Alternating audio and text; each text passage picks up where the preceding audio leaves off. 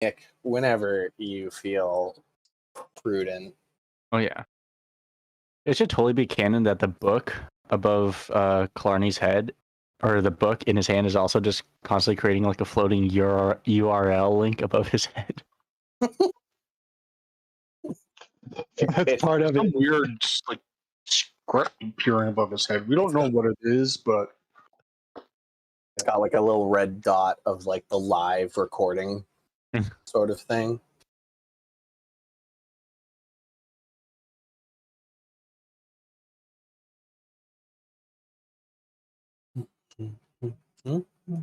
URL link.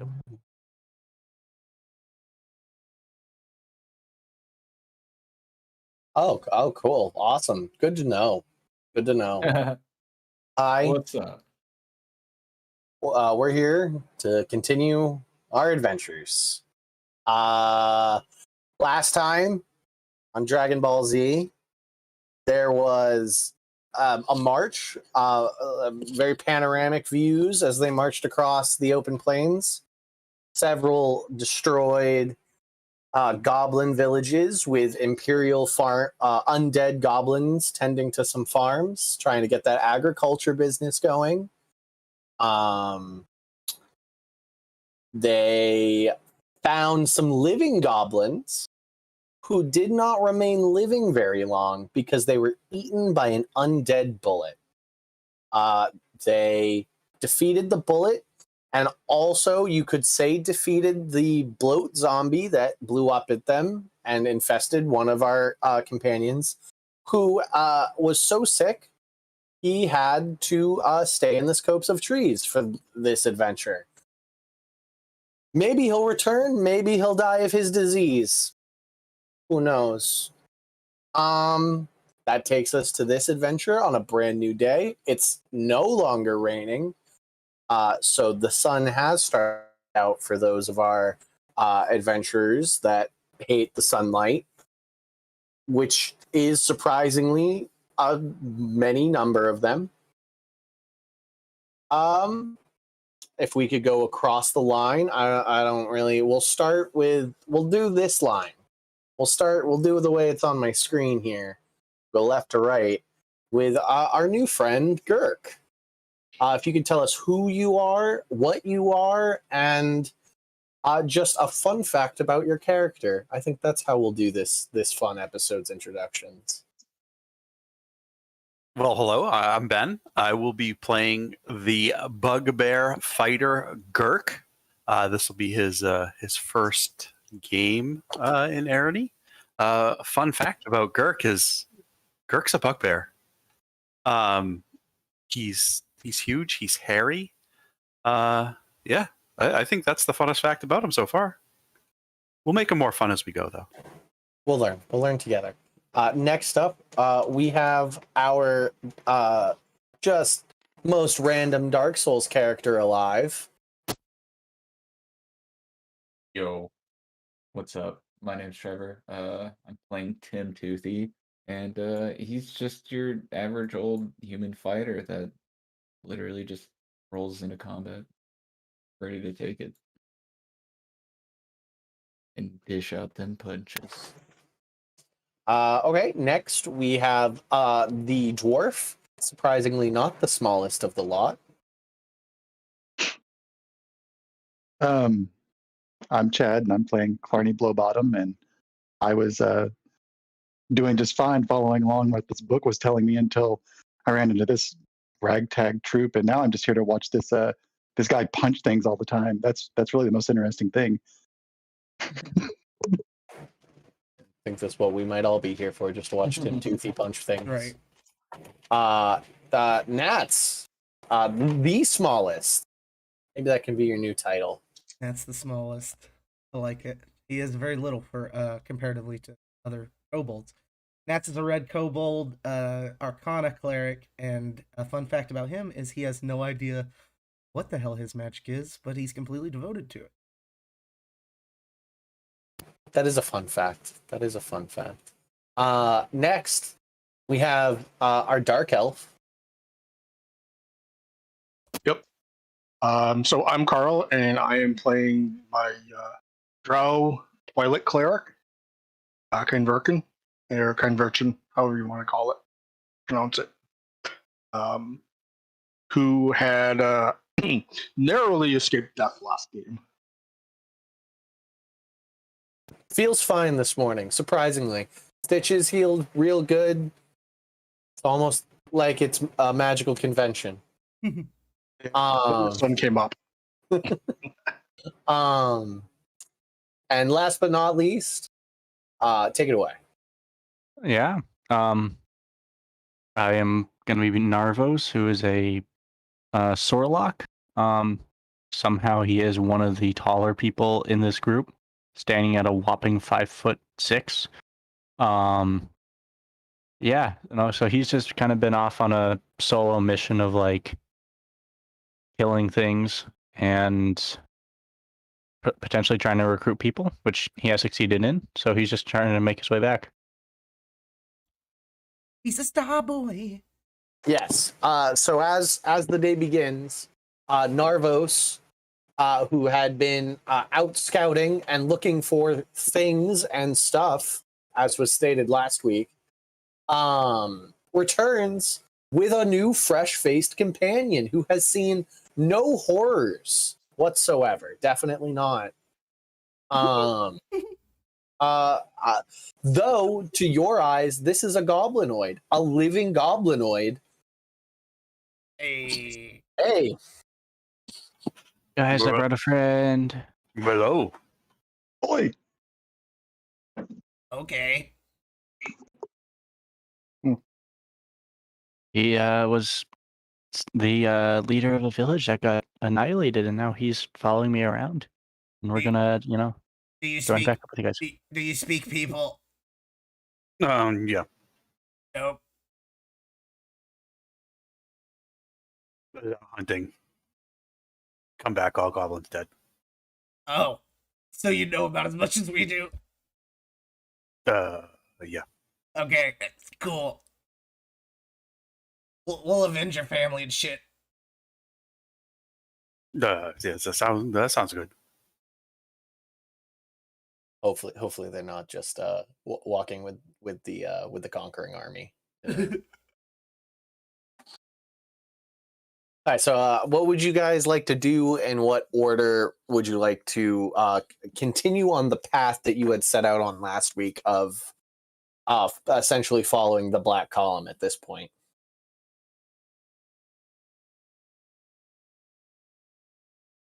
Who wants to take the lead? Is I guess what I'm asking.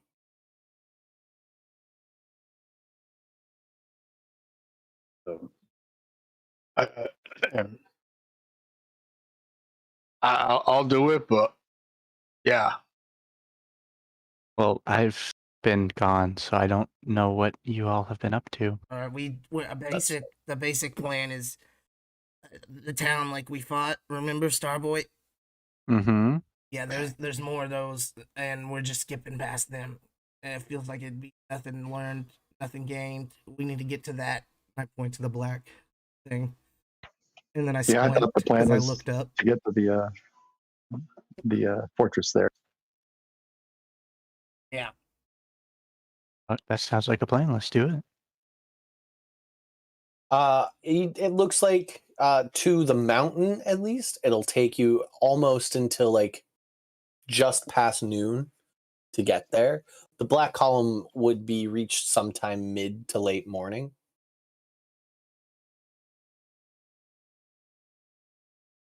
Which is fine because it's on the way. Mm-hmm.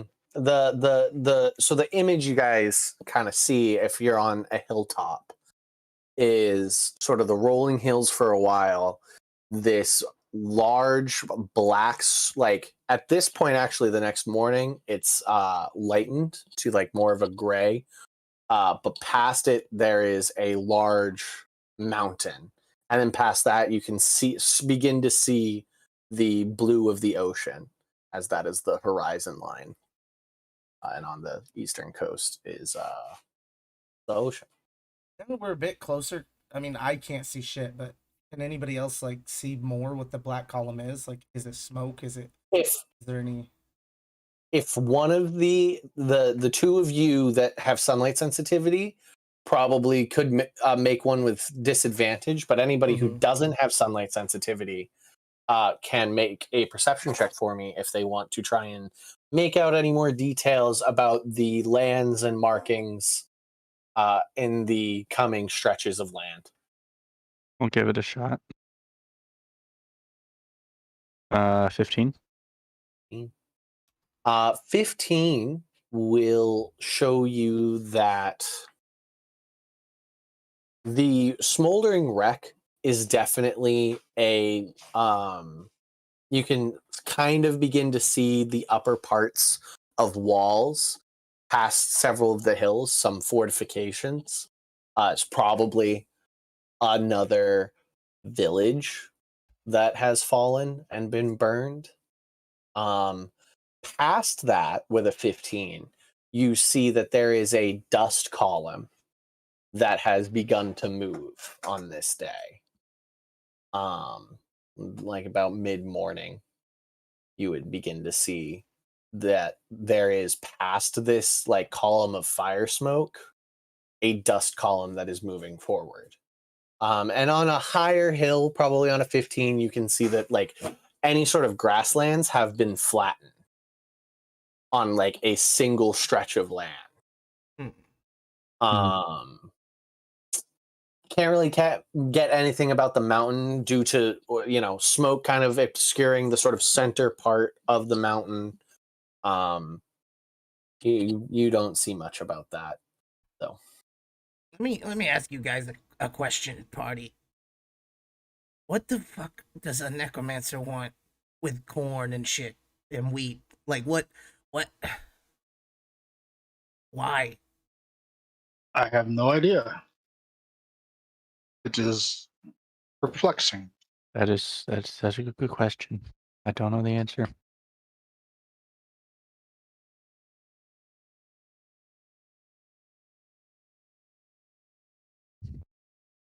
And it's like the statues. Like if you're obsessed with yourself, are you gonna eat all the corn? You're not feeding it to your zombies. Definitely, he's a corn hoarder. Mhm. Just has dungeons filled with corn. What if it's a dragon? It's just a massive moonshine operation. Corn dragon. I don't know. Let's keep It's going. the yellow dragon. Yeah. I think that's funny. You guys continue along your path. Nothing, no goblin, no you don't catch sight of that one living goblin that got away. Either he's dead by another hand, or he has dug himself a little hole. But you don't see a dot anywhere on the horizon of that one guy running. As you guys get closer to that ruined village that's still kind of on fire, are you guys being cautious at all? How close do you want to get to that village? What is your overall goal with that?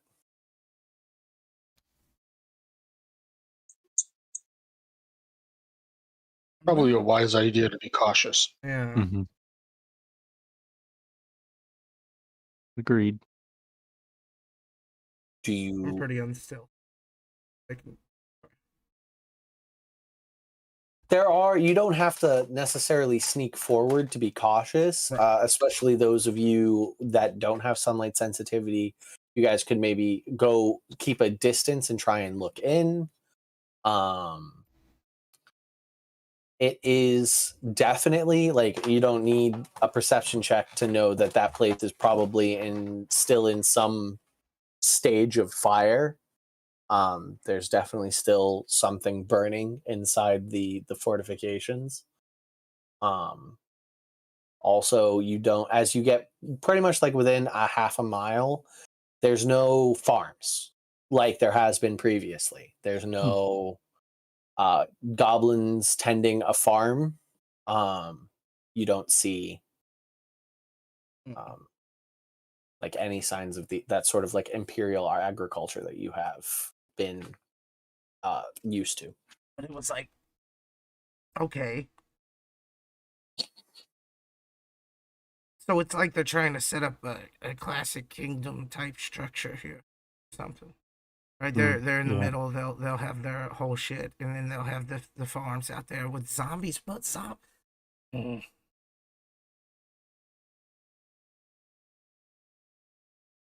Yeah. This is very bizarre, whatever it is. It is about, at this time, it's about 11 o'clock in the morning. The sun is not necessarily at its zenith. There's still some clouds. It's not a cloudless day. So at times you guys do get a respite from the direct sunlight. But it's nearing the high noon.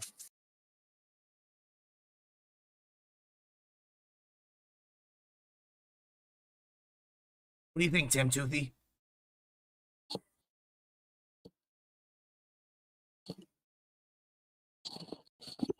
Oh, my mic's muted. I'd rather get punching.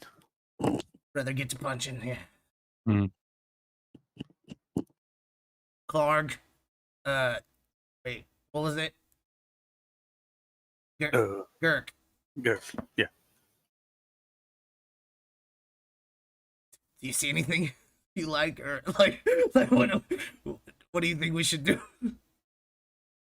We kill the things? Okay, yeah, I see you guys are on a similar path of train of thoughts. Yeah, that's what I do. Okay. Which way? Hang on, Starboy. Should we rush the castle? I don't know. I mean, it seems that there's a good consensus of kill things this time around. What does the rest of the party say? Clear it, gang.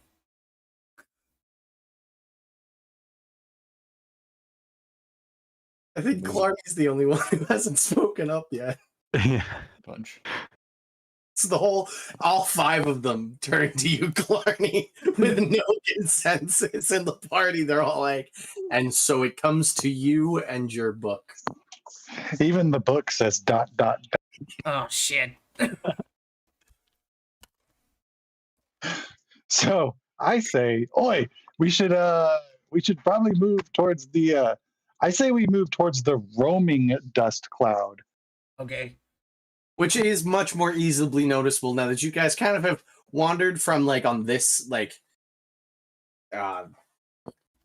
village, and you're on this side, and you've now sort of like rotated to the side of it. You can see past it is a dust cloud.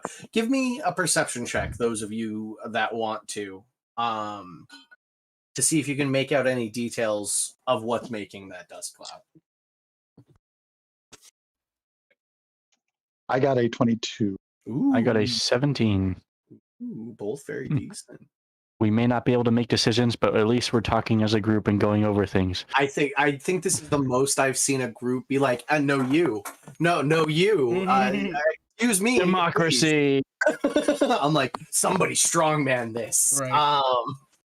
So the 17, you begin to make out fortifications on the mountain with a 17.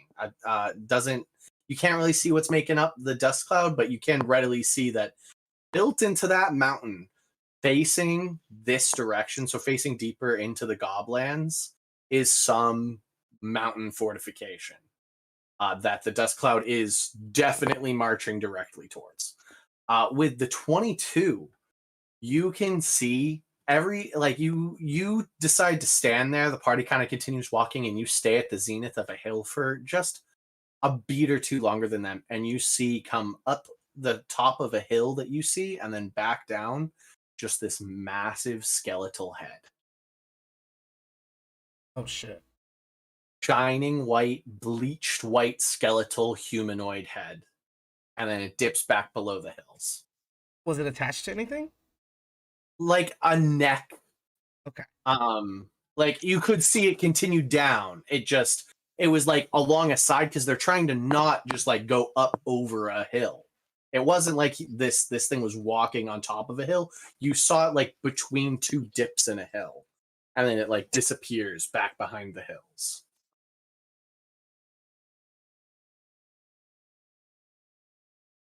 That was Clarny, I think. Mm-hmm.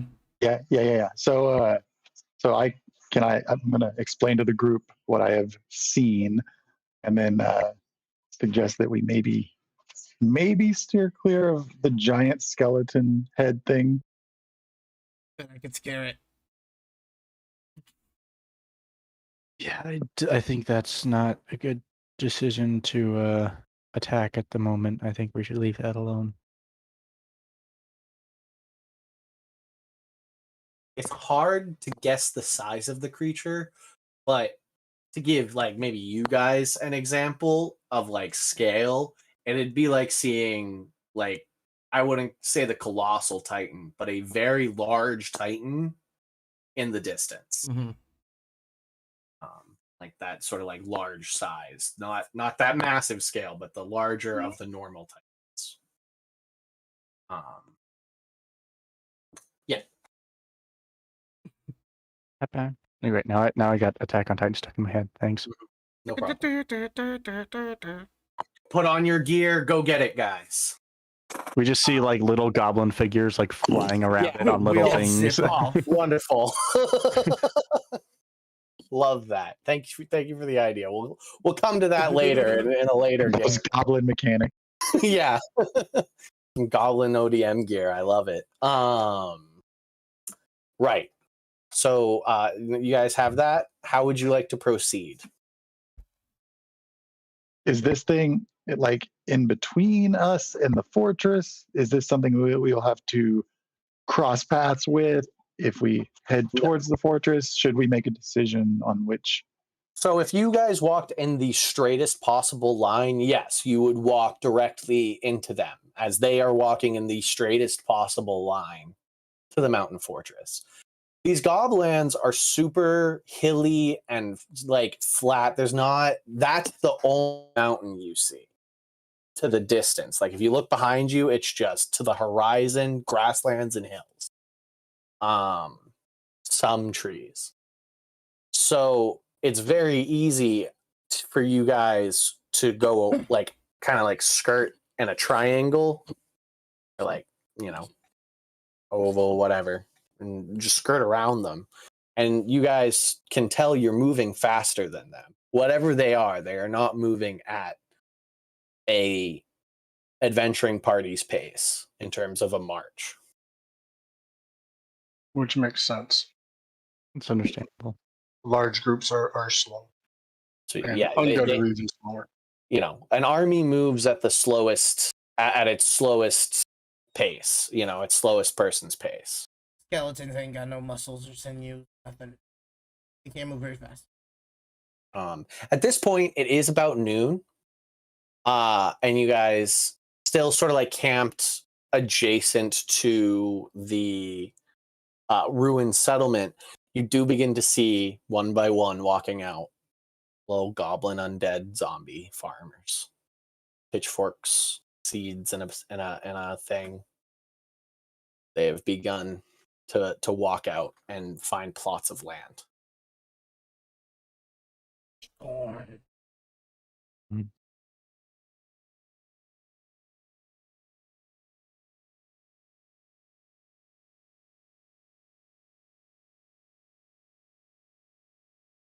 So what's the plan, Stans? We can probably move around and outpace them, get to the mountain fortress. They haven't even made it a quarter of the way to the fortress, and you've covered probably about like double to triple the ground they've covered in this half a day. Moving from where you were to right here, they've barely made it a quarter of the way from here to the mountain fortress. So it'll take them probably the rest of today and then tomorrow to make it to the mountain, whereas you think you can make it there by the end of the day, by like late afternoon.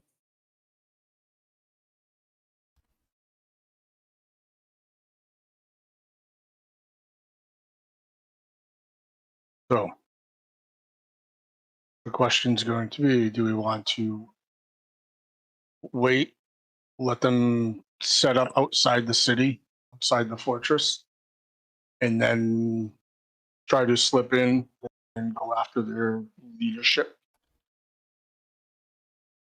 Or do we want to get ahead of them and join the defenders?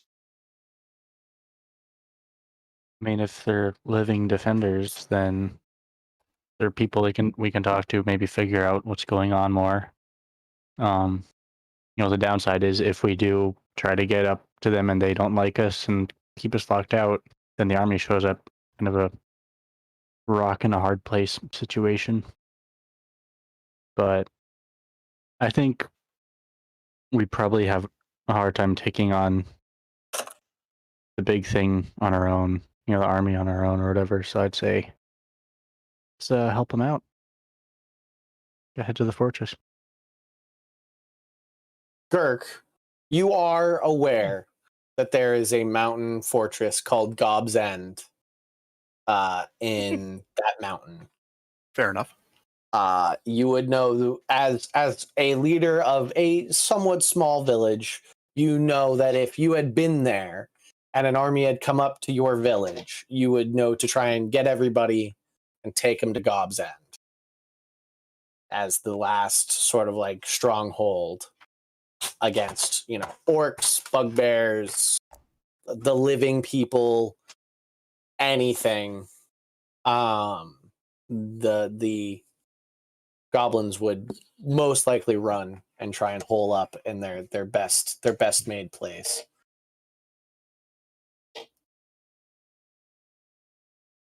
Okay, so knowing that, but we're heading in that direction, correct? Mm-hmm. And that's where the army you're looking at in the dust is also marching. Mm-hmm.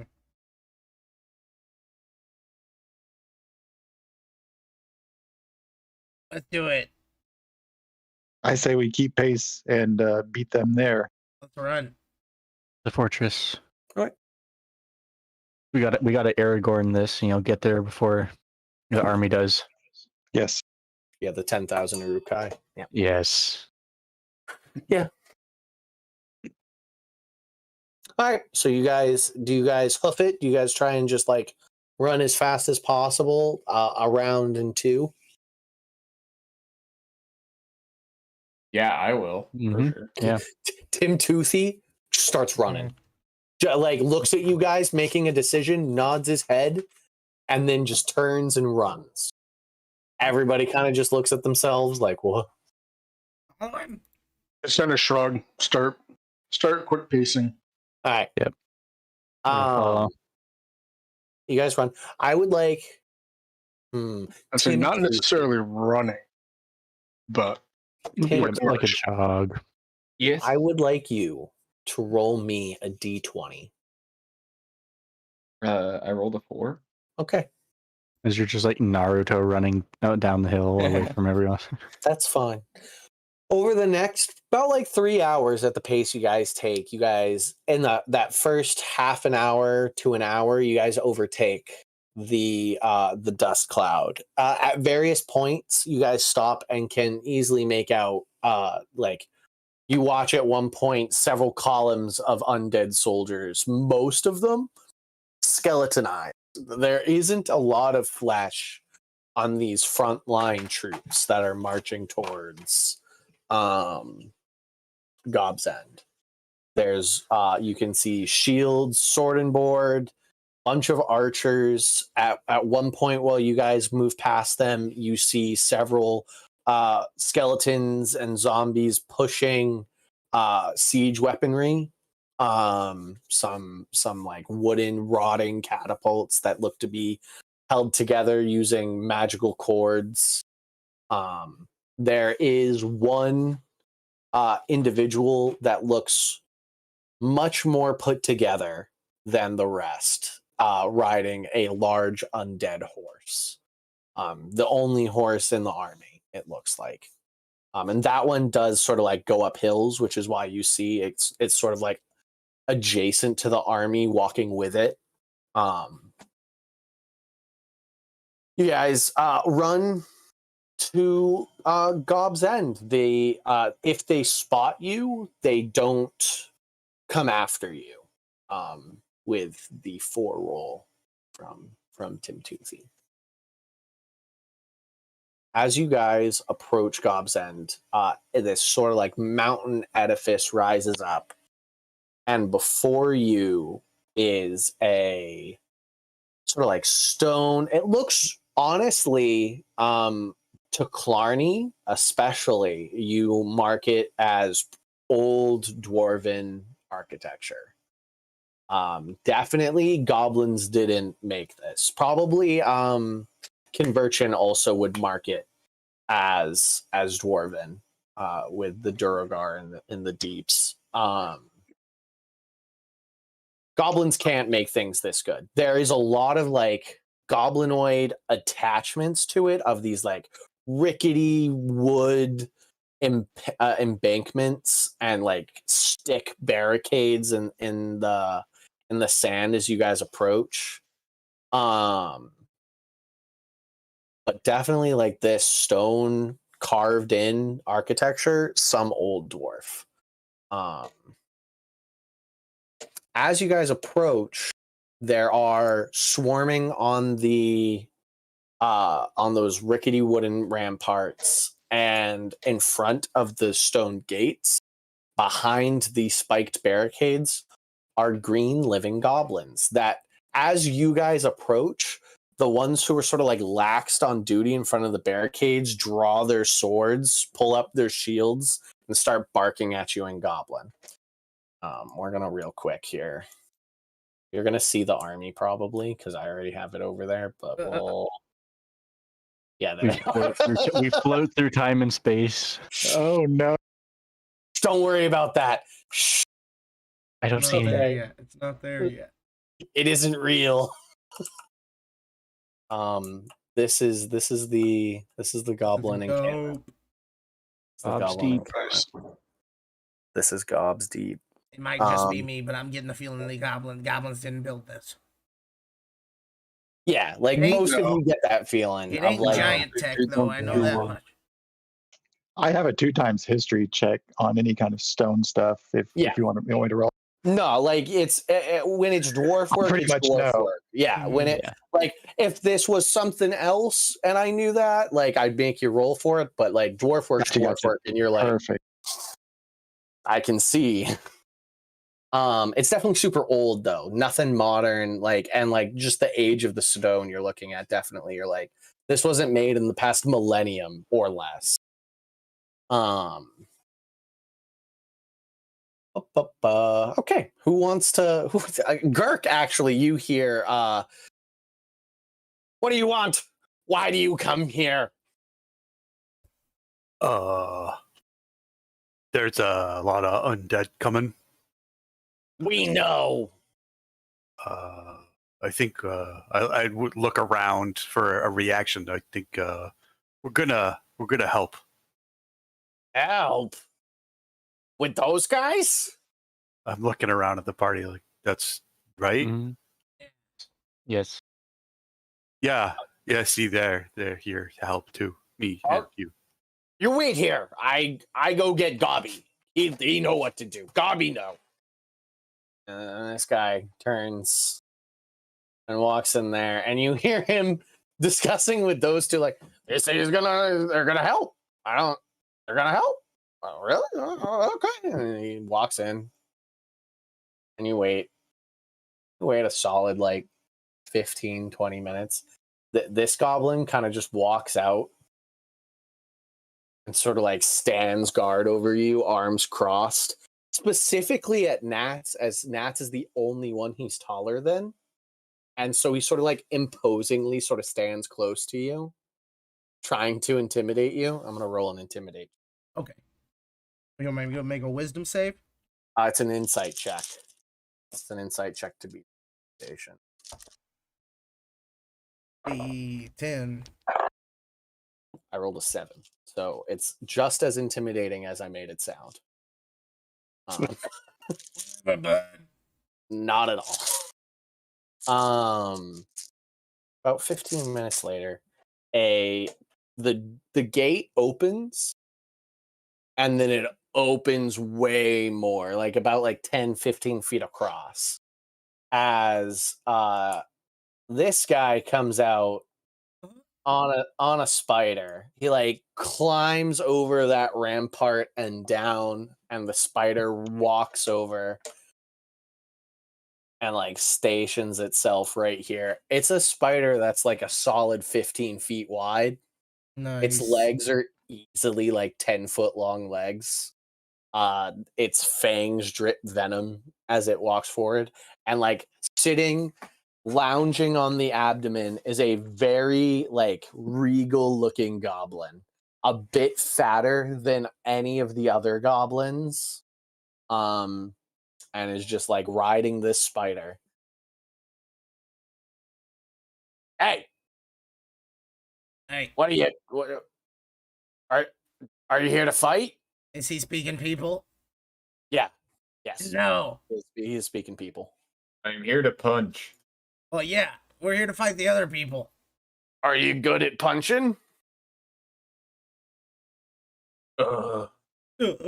What? Hey, you, let him punch you. And he points down at the goblin that was trying to intimidate Nats, and the goblin looks up, and in like fear, but like that's the king, he just sort of like bows his head and walks towards you, sort of like sword out, sort of half-heartedly, and he gives you this look of like, don't. Oh, I'm already rolling my damage. I'm Yeah. just knocking my phone. Or I already rolled a hit. What'd you roll? It was 18. Yeah, that hits. Not even plus. Yeah. That hits. he like starts to get the words of it out, like, please don't. Please. No. I'm just a boy. Yeah, that's gonna be 5 plus 3, 8 damage. You break this Non-lethal. goblin's nose. Blood spurts in front, and he just goes to his knees. Sword clatters to the ground, hands to his nose.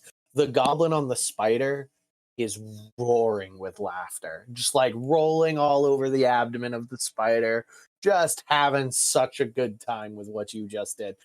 Okay, all right, you guys can come in. We won't. That was.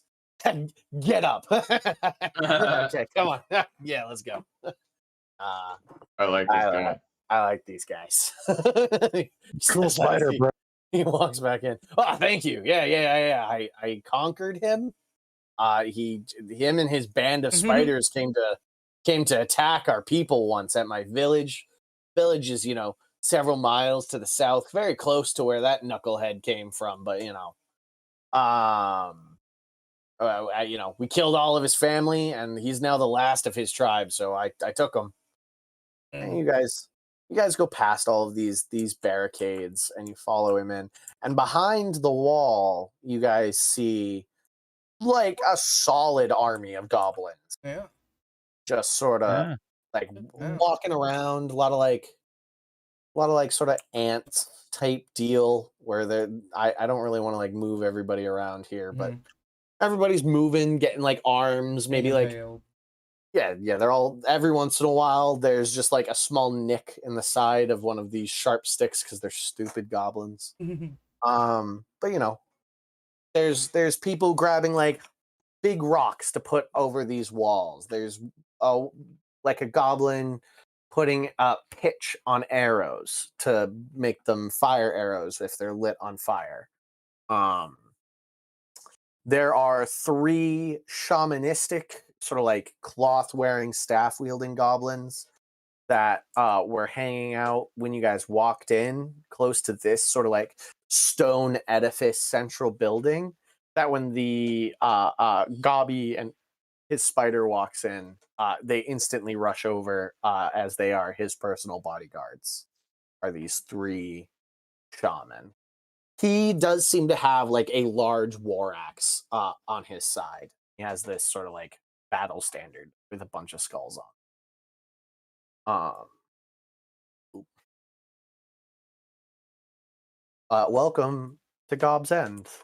This is the final stronghold of living goblins.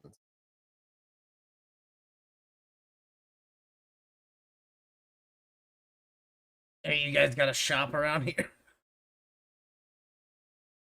I mean, we've got some like civilians in the caves. Hmm.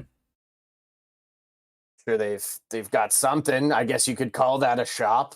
My battery's telling me I need rings. You have rings? We got plenty of rings. What do you think we are?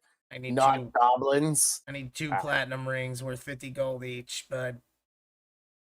He just kind of like yells out, "Who's got 2 platinum rings?" And like 5 platinum rings are thrown at him. Roll roll a d20. Okay.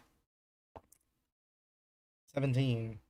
All right, you find 2 50 platinum rings. Hey, Or I got a 50 little gold. gold if you want me to pay you for these. No, I'll hold you in debt instead. I think that's better. Yeah, I mean it's just gonna help us like fight and stuff. Mm. Cool. Yeah, no, I think holding you in debt is a better plan. Yeah. Never had a kobold in debt. Does that make me a dragon? Yeah, what's your name? I think that I'm Gobby. King Gobby. Now I'm Gobby. That's how that works. I don't know if I like that. Nobody else can be Gobby in the goblins. Well, you're King Gobby. I'm just Gobby. I mean, until Usually somebody this else I owe somebody else a debt, then I'd become their name. I'm sorry to tell you that in goblin culture there can only be one, and so we must now fight, and only one can walk away. All right, can we do it before they get here so we're all prepared still? Or maybe after. I resolve you of all debts. Okay, yep. Even white, baby. Ooh. This one, I had to think for this one. Oh. I'm gonna take a nap now. That was too much for me. And he just sort of like curls up on the abdomen of the spider. And the spider looks at you guys with I can't remember. I think they got like 6 eyes? 8. 8? Do they What got is 8 it? eyes? A number of eyes. They've got a large on the number spider. of eyes, and they all sort of look at each of you. And then he goes inside the big stone edifice, takes Gobby, the last king of the goblins, with him. You guys are now free to do whatever you want. You guys essentially have about like a day, about like 24 full hours before an army is outside the gates. How would you guys like to spend that?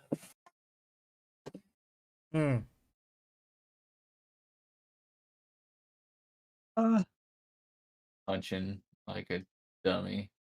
I could try getting a new spell. You guys want to? You think I should get a new spell? Yeah. A dummy is easily made for you, Tim Toothy. And you just begin just doing sparring practice. A Rocky montage begins. Yeah, and then I just go find that goblin at one point again. I just punch him randomly. Okay, we'll come back to that.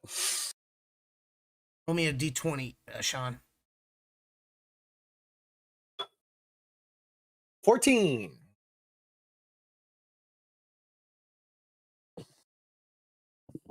All right, cool. I don't know Black Aura anymore. That's the one that makes people not hit good and stuff. But I picked up a new one. I don't know what it is. So we Love could it. try it out. Love it. How do you not know what it is? It doesn't say words unless I need like money for it or something. You know, it tells me give me money, put money in me.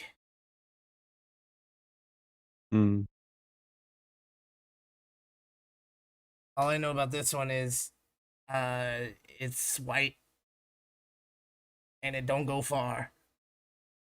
So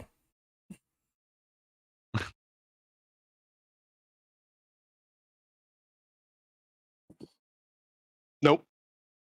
Conversion just like shakes his head and turns and starts walking away.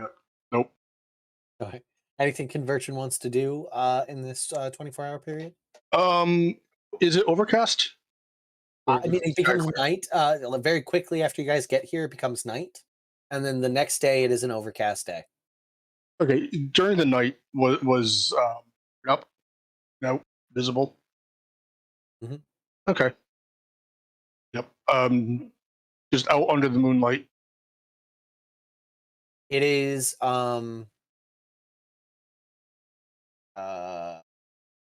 waxing. I think that's the one I want. It's like 3/4. Okay. It's a 3/4 moon. All right, that's fine. My science teachers.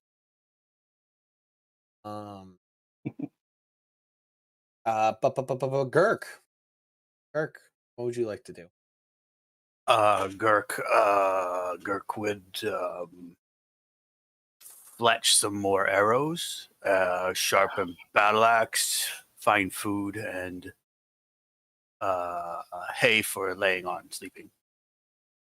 All things very easy to come by. You don't even have to fletch new arrows. You could just, you're a bugbear. You could probably just go take some arrows from some of these goblins, but that's up to you. You could get some of these pitch arrows. Do you want any of the pitch arrows that have been made? Yeah. Okay. You can have 5 pitch arrows. Gurk, 5. the fight starts tomorrow, Gurk. I got this new yellow weapon spell. It makes your weapon yellow. So I'm gonna give that to you. Okay. Model book. Hmm. He's gonna pee. Yep. Chemical warfare. There's especially in the goblins, no Geneva Convention. Anyways, Narvos, you got 24 hours, but All right. I'm gonna. Well, first of all, I have proficiency in Mason's tools, so I'm just gonna kind of look around at the wall and other defenses, see if there's anything I can do to help out, shore up defenses, anything I can improve upon. sure. That, like, especially on those barricades out front, you kind of like find better spots in the ground where they won't just easily be pushed aside. Like they'd have to probably be straight up destroyed. Like, you put one end against the stone edifice so that it has an easy backing. Um, Otherwise, the stone wall itself, as even though it's old, it's dwarven made, and you don't see any. There's no place other than this sort of central wooden gate where a lot of um the defenses are centralized around. There's no like drainage ditch. There's nothing that like shows a weakness in this wall. Good. There's no obvious weakness that can be exploited by the enemy later on. Yeah, no, I Well, mean, after that, I just kind of prepare, practice with the flail and, get some sleep, get some rest, and be ready. Starboy, take this Yeah. ring. Take this ring. I don't know when it's a purple spell. It'll connect us, so be careful. I'm not sure what that means. Thank you. And Clarny, you got 24 hours. What you doing with it? I've got I can do I ask for like a foreman of some sort and offer my artisan's blessing, and I can make random tools and items that they may need, but it would be at the cost of their metal if they had any. So Nice. They definitely you sort of like outfit a lot of the goblins, and they it takes me an hour to create one item, so Okay. I could create 24 items. No, you can create probably about like 16. Okay, 'Cause you still need to sleep. You need to sleep for True. for 8 hours. So yeah, you can create 16 items. So you outfit 16 of the god. You essentially create an elite infantry out of, let's say, 8. We'll say an elite squad of 8, which will be these 8 that I have. You see up that at one the that's front. rare and ready to go there on the Yeah, left? yeah. There's several of there's them. that one. Yeah, he's just Yeah, been there's going. several of them that are like, there's something about the map I made doesn't sit right, and these models are just like, ooh, ooh. Yeah. So these 8 are, I'll call them elite goblin warriors. and they have better gear. You gave them better shields and swords. Very Better swords and boards. Okay. That's everyone. As night draws on this second day, you guys have seen Gobby, by the way. Like the place has continued. Gobby woke up at some point. You guys ate well. You don't, unless one of you asked, and even if one of you asked what you were eating, all you got was laughs in response. You guys had a pretty good meal in the dining hall of the king. Once again, showing off sort of like the dwarven nature of this stronghold. It's like large stone columns and a long, low stone table. Stone chairs, all carved. Nothing moves. It's all just sort of like set in stone where it's at. As night rolls on, you went through one night and now it's coming to the second night. A loud horn blares from outside. Gobby looks at you all and goes, "Well, maybe I'll see you on the other side." And then the spider just starts running towards the exit. As you guys all come out and you end up in whatever place we'll put you in a little bit.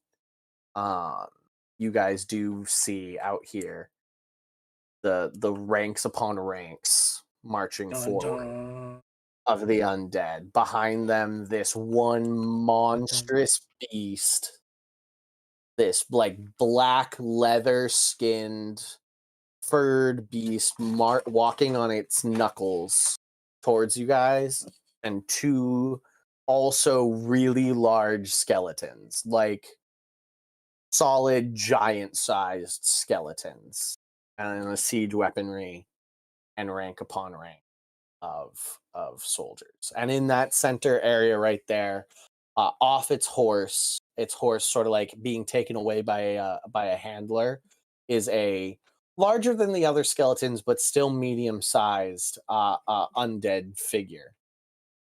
And that is where we will take a break. Uh-huh. There's a lake I know.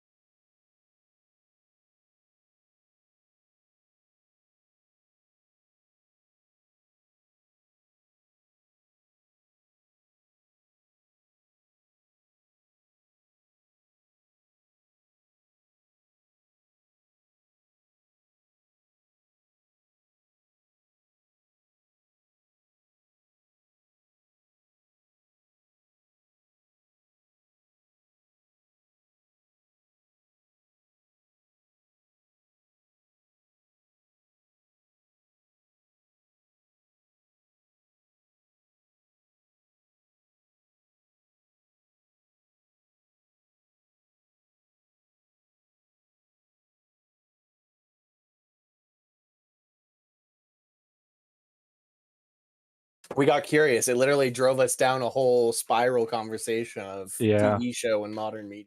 Mm-hmm. We just heard like, I'm going outside. I'm never watching this show again. Mm-hmm. I'm like, oh, what show is he talking about? We're back. We're back. Hello. Whoa. We're live. Hey. Hello. Hey. Da-da-da-da. But in front of you stands the Undead Legion. They're scary. There's lots of them. It's like doosh, doosh, doosh, and then they stop and shields interlock. You I want hear to do 2 actions before initiatives rolled, if that's okay, since we had. that's plenty of fine. time with Yeah, the no, there's walking. plenty of time. There's like this whole cinematic moment of as like the sun sets behind them because like that's the west. This way is the west. So like Okay. the sun sets behind them and darkness comes over. The army stops, shields interlock. You hear the bowstrings come back. The catapults are set. And then there's absolutely no movement. Just this. The stillness of the dead. And as the sun disappears, it's that time between the sun being down and the moon coming up where it's like the darkest at times. There's no movement out on the open field. What would you guys like to do? As like the goblins go to like light the braziers and like set the fires for the nighttime and the coming siege. I'm heading up to the walls to get some range abilities. Who said that? Me. Yeah, before he goes, I'm Narvos. casting Okay, a warding bond with me and him. Okay, Narvos and you are getting a warding bond. Yeah, so Narvos, you have +1 AC, +1 to saving throws, and resistance to everything. But Nice. I take the damage you take too. So Okay. 2, not like instead of, right? no, not instead of, as well as. As well as. Yeah. So if I hit one of you, I hit. Oh no! No, if you hit him, it hits me. I get but if I both get of you. hit, it doesn't hit. Yeah. Cool. It isn't a tie between both. Though. So you wanted to go up on the walls somewhere? You wanted to go up on the rickety ramparts? Sure, why not? I'll go up on the right side. Over here. How far up do you want to go? There's all the way up here. No, like on the right side, like at the wall. Oh no! I fall off. Oh, nice. Friend now. He caught you. As a friend. There. He jumped out. This goblin just like snatches you out of midair. Uses pulls you back in. His equipment to go back. Yeah. His cool ODM gear. Yeah. We're saved by Levi Goberman. Thanks, I ate it.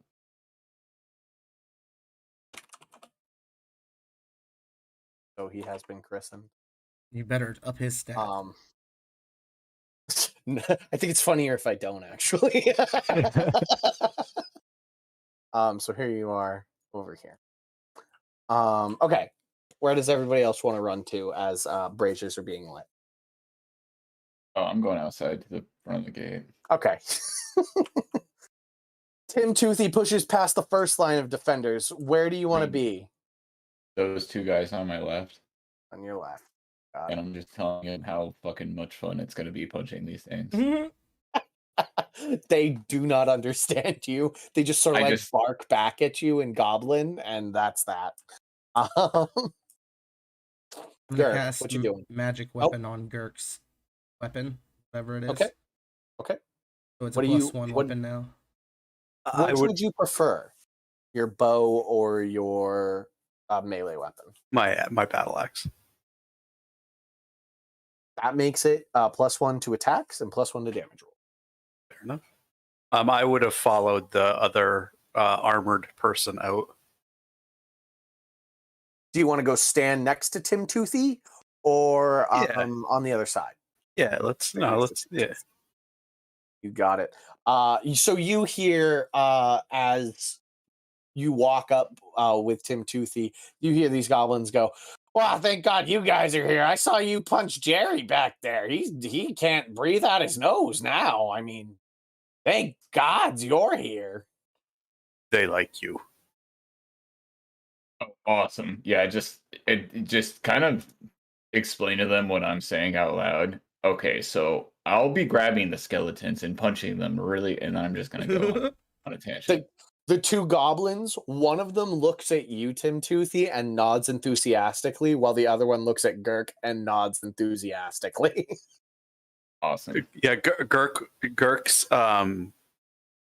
interpretation is cut most of the words in half, and definitely cuts every sentence in half.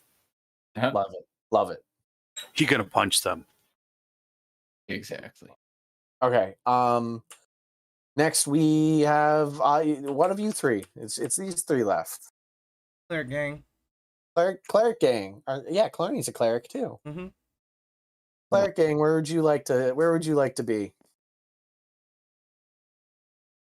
Here, this can't do nothing but good. And I cast Purify Food and Drink. Because I didn't know what it did. And now I know. Ah, shit.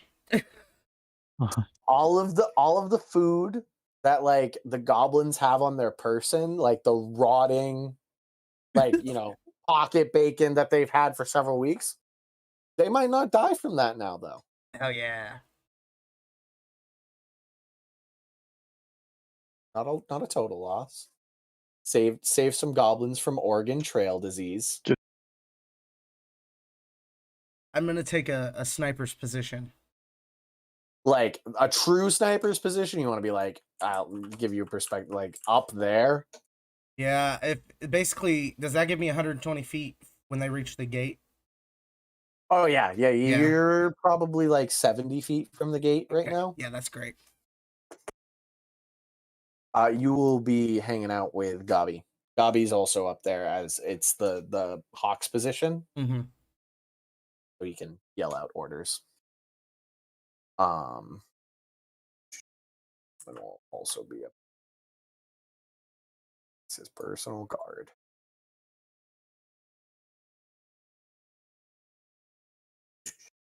Okay. And you have never seen Gabi get off that spider, by the way. Clarny, where do you want to go? I would like to kind of like maybe be in front of the elite goblins I kind of outfitted there.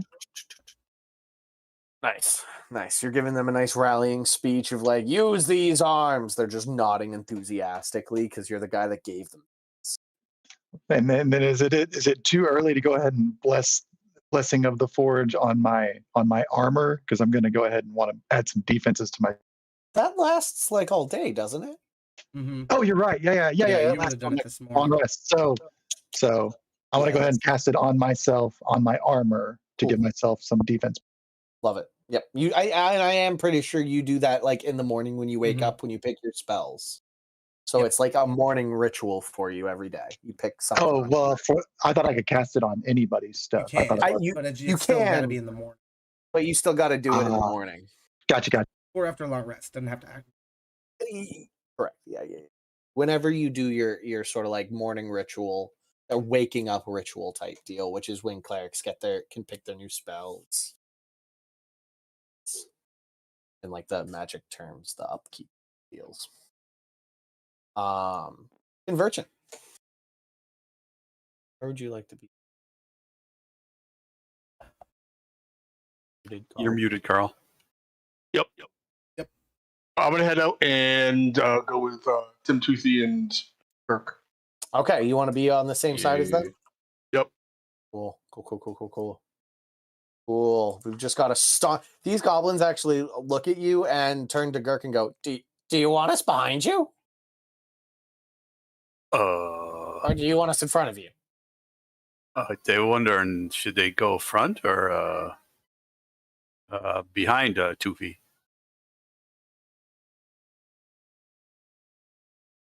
They should go. If they're in front, they may get in the way. You should back up a little bit. Okay. They both back up to this defensive line, sort of like choke point. Them the ground. Two. Don't get the ground. They keep sliding down.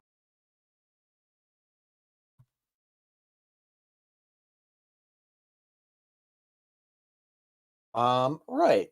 Is there any I'm gonna like move 10 feet to the left, behind Tim Toothy, just so that I'm not, or between him and the goblin. Between him and the guy.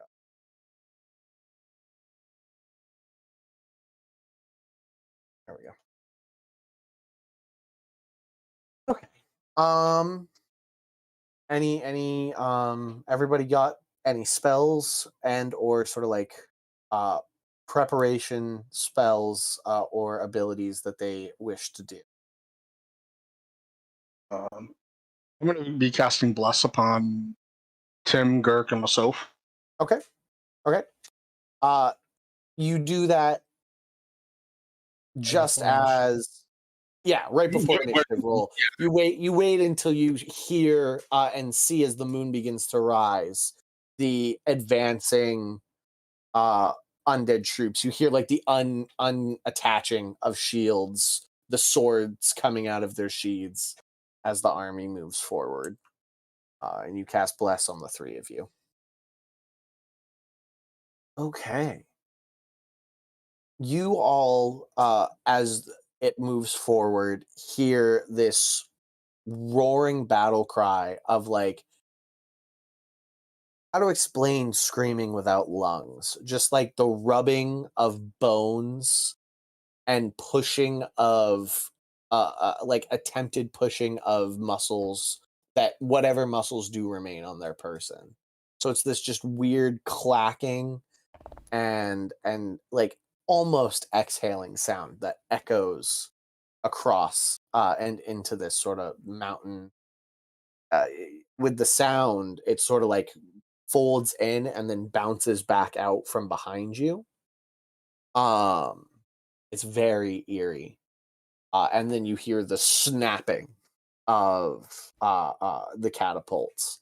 I get everybody to roll initiative. Some of you I see already have, which is great. Ooh.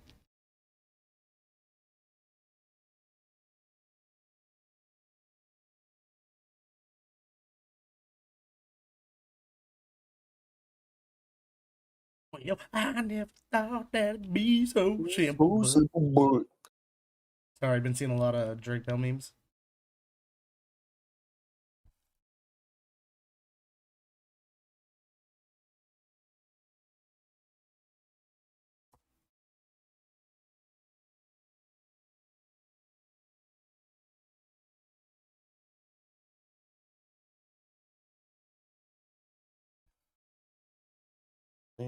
We'll do this one then.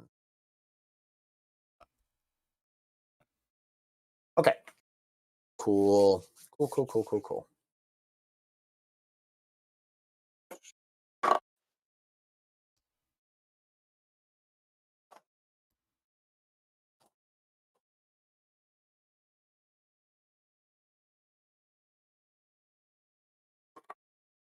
Okay.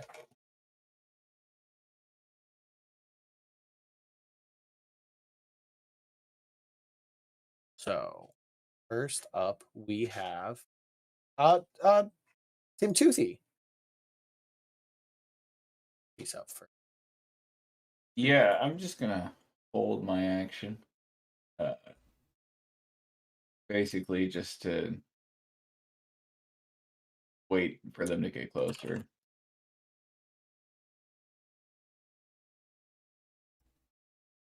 You catch that? Read that? Yes. You're Okay, just cool. going to hold your action for something to be in punching range. Yes. Wonderful.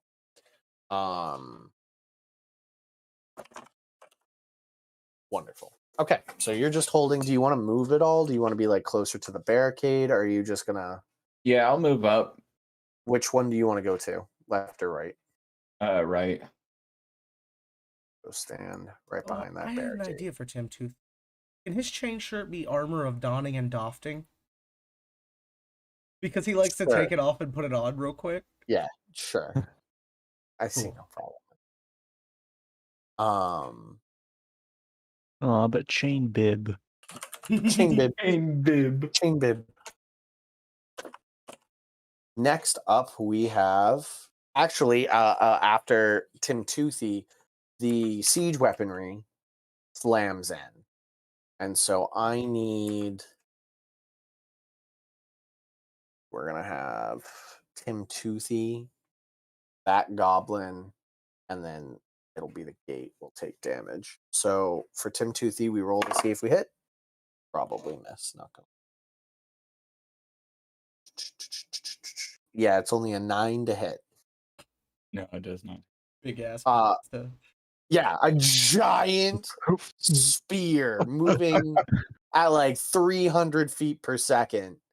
You just completely Matrix style, and it just like clips one of your like a hair from your head, and then collides with the back wall and just shatters into a million pieces.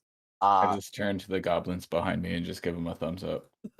they are like eyes wide, like maybe we should make him king. I mean, did you see that? And then the ballista that's shooting at the poor goblin over there. That goblin has meets it, beats it. The poor guy. Oh no. The poor guy. He's gonna get Helm's Deeped. He's gonna get the guy, like the Rohirrim that gets knocked off with the ballista. Oh, poor guy. 2, 3. Look at that. He takes 3d10. And at 10 damage, it just runs straight through him into the ground, and he lives long enough to look down at it, and then his head goes slack as he's just like fully pinned to the ground in front of his friend. No, that goblin. Yeah, it was him. It was him. Oh no. And then the gate, which has an AC of 10. I hit. Takes. Oh, did I get rid of it? Oh no, there it is. Oh jeez. You like D12s, right? No, they're D10s.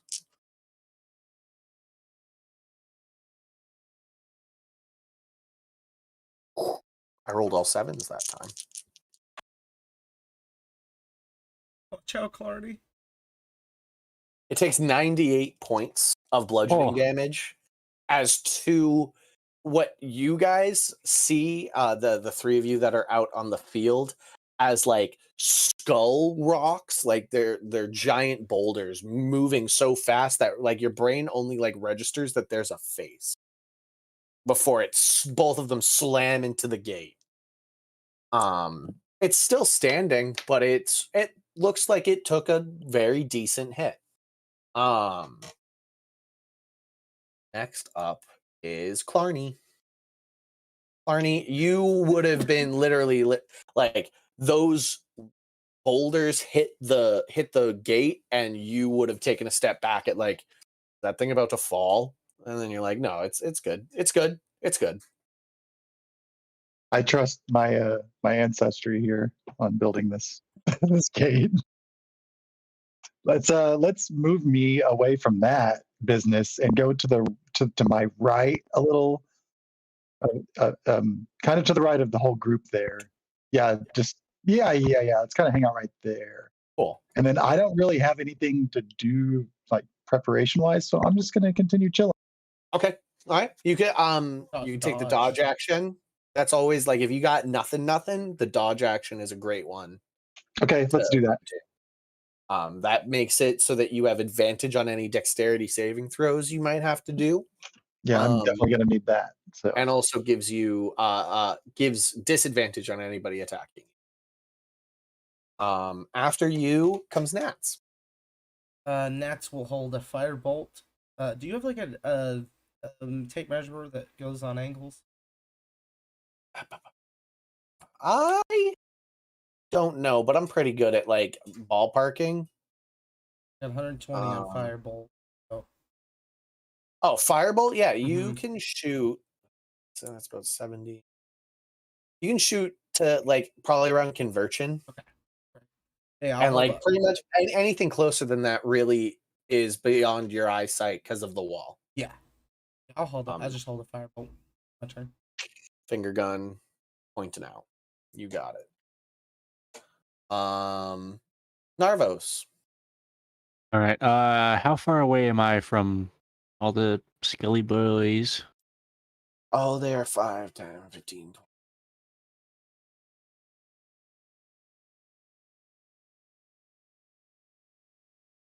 They are 120 feet from the gate, from the walls. Perfect. The very front line is at the 100 from like your position at like if you stood right on the edge of the wall and like look through an arrow hole. Cool. If that's the case, then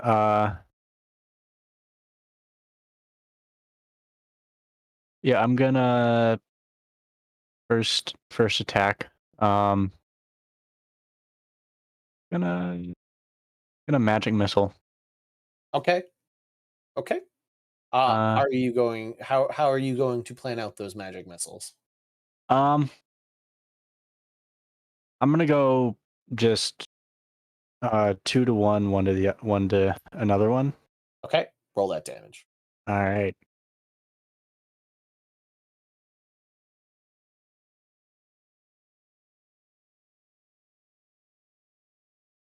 That's gonna be 7 total to 1, and the other is gonna take 2.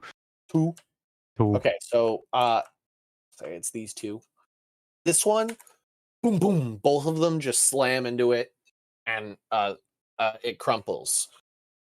This guy marches right into his place, and sort of like the same beat, he falls and is just stepped over. This guy also crumples, and the same sort of thing happens. Takes a step forward, and just sort of they are either dust or they're crushed as the army continues forward.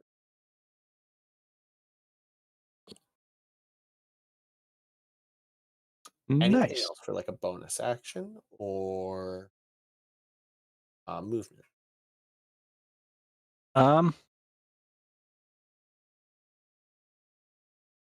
No, that'll do it. Okay. Next up, we have Gurk.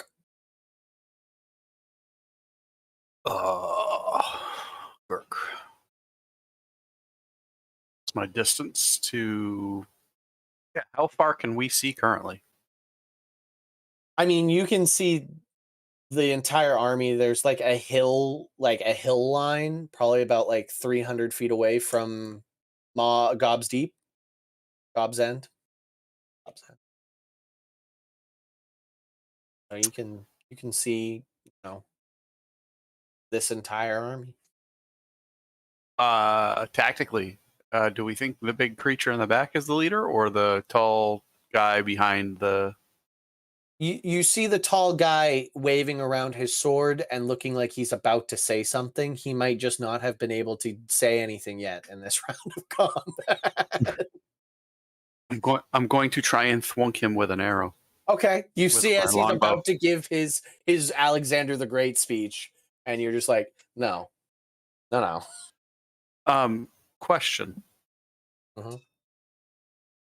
I have great weapon fighting. No, that's not that one. I what is the one? Great What is weapon master. I took the champion archetype, which champion. lets me crit. Okay, no, I critted because I rolled a natural 19. You rolled a natural 19, so you crit. Yes. Nice. Very nice. That's the fighter you build when you want just a little more fighter in your fighter. It seemed to be a lot quicker to build tonight than it would have been to start going through maneuvers. Mm-hmm. No, it's it's the fighter when you just want to play fighter. More fighter, yeah. You want some extra? You want to side a fighter with your fighter. Mm-hmm. That's 14 points of damage. Love it. Thunk. It like buries itself in his chest, and he like looks down at it, looks up at you, Gurk, breaks the arrow with his sword, and then puts his sword back in the air as if to continue his speech that he was about to give.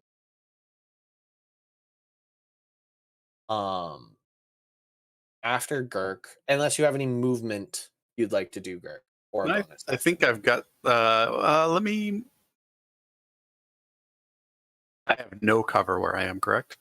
Correct, because you were kind of like out without a barricade in front of you. There's a bunch of barricades. There's one right there. There's one closer back here. There's that one over there. I'm gonna go to the barricade to our left, screen left. Yeah. Cool. Next up is Conversion. Okay. Got 2 cowering goblins behind you. We'll step up onto the dirt piles between Tim Toothy and Girk. Kind of like up on there, looking out at them. I'm going to attempt to target the catapult on the left. Okay. I assume it's a standard catapult. There's one guy cranking. Yeah, there's one guy back there that seems to be loading, and one guy seems to be cranking. I will kind of like zoom in back here to show you. We got a guy on each, sort of that. Yep. One guy loads, one guy shoots, the other guy loads, the other guy shoots, and it goes on until we run out of ammunition. I will attempt to hit the one that is cranking. Cool. Hit him with a guiding bolt. You got it. 120-foot range. Yep. Easily where you are within 120 feet. He's probably like 110 feet out at that point. As they were trying to keep back from any sort of artillery the goblins might have had in there. But you 16 hit. 16 does hit. I think it just barely hits the skeleton class. He actually doesn't have a shield, so it definitely hits because he's cranking. All right, that is 46 radiant damage. And any attack, if he survives, have it's radiant. This guy's over here 21. cranking. 21 points. 21, make it 42, and that guy just incinerates. I'm gonna roll a d20 check. Yep. The boulder that had been half cranked launches and then rolls and decimates a solid 10 to 12 skeletons in the front lines of the approaching army as it just rolls through its own line. Does a good one. Friendly fire. And I will step back down off the top of the hill. Ups down. I'm taking a bit of half cover right there. Yep. Draw the short sword. Got it. Yep. Who I forgot to roll for out of everybody here? I rolled for the enemies. I forgot to roll for your allies. No. Okay. So they'll go. He'll go.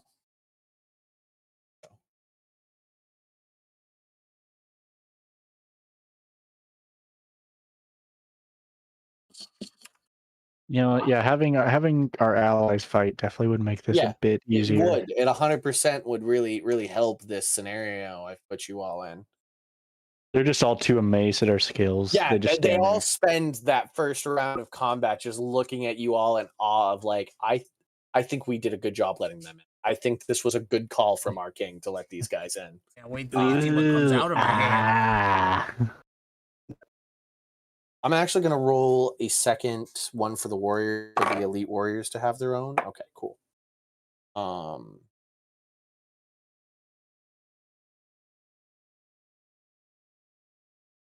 Okay, so we're going to have just a quick round of Goblin Combat, and then we will return to initiative. All of the archers on the line, you guys hear the drawing of bowstrings and then the release of arrows. Not a flaming arrow among them, just normal arrows. We're going to just roll a d20 check and see. Actually, no, we're going to roll a d100. That's how many scores I hit.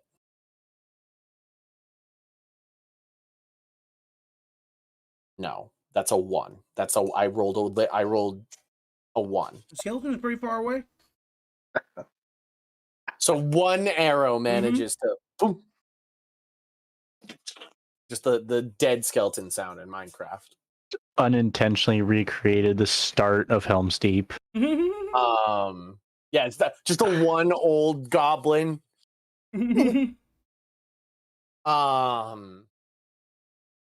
That's their turn. The warriors, this guy's gonna run up and try and pull his buddy off. He does manage to pull his buddy off, and he like pulls his body and pushes it up onto the barricade here as he's like just bleeding out. He's making death saves. That's fine. So that's where we'll put him. That's his turn. All the other goblin warriors like run to a barricade to like hold their ground. It's there. Holds there. These two. This one runs and puts itself between Conversion and Gurk. And this one runs and sort of like sidesteps you, Tim Toothy, has put down his sword and just has his shield and has his fist up and just keeps looking at you. And if you kind of change your technique, he also changes. Hell yeah, brother. That's what I'm talking about. And Toothy's turning into Elvis. Gobby up here is going to turn to you, Nat, and he's going to pat you on the back and he's going to give you inspiration. Sweet. Actually, his spider sort of like, and you get a D8 on whatever you wish. Set it to the side. Other than that, he's going to spend his action and light up his quiver. He's going to cast flame arrows on his quiver as he pulls out a longbow. A very well-made elvish longbow that shouldn't be in a goblin's hands. Nobody here cares.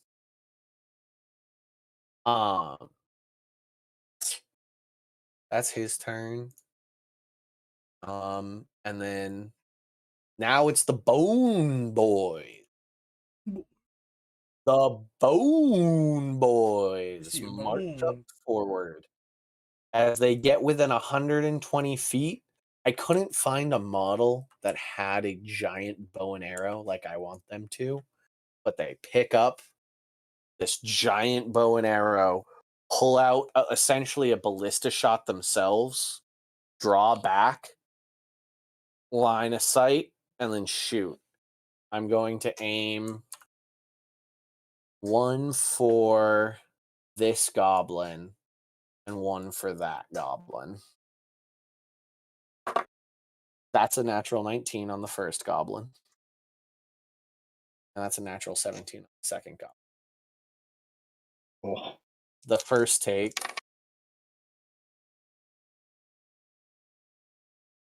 $18 points of piercing damage, and is literally the top half of him is just destroyed.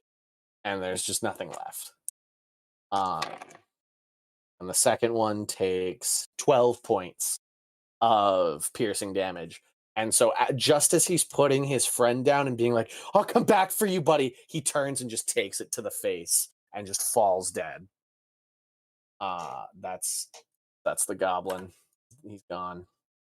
He's gone. This guy's making death saves over there. That's the one that Tim Toothy punched. So he's cool. He gets death save. Actually, I'm pretty sure I named him Jerry earlier. So this is Jerry the Goblin. Sure, Bo. He's making death saves, which I'll roll for him right now. What's the deal with these allies punching me in the face? Boom, boom, boom, boom, boom. That's their turn. It's actually just going to be a long stint of me moving pieces on this board because all of the undead rolled beneath 10, and you all rolled above 10. So the Bone Boys go, and now Charles over here.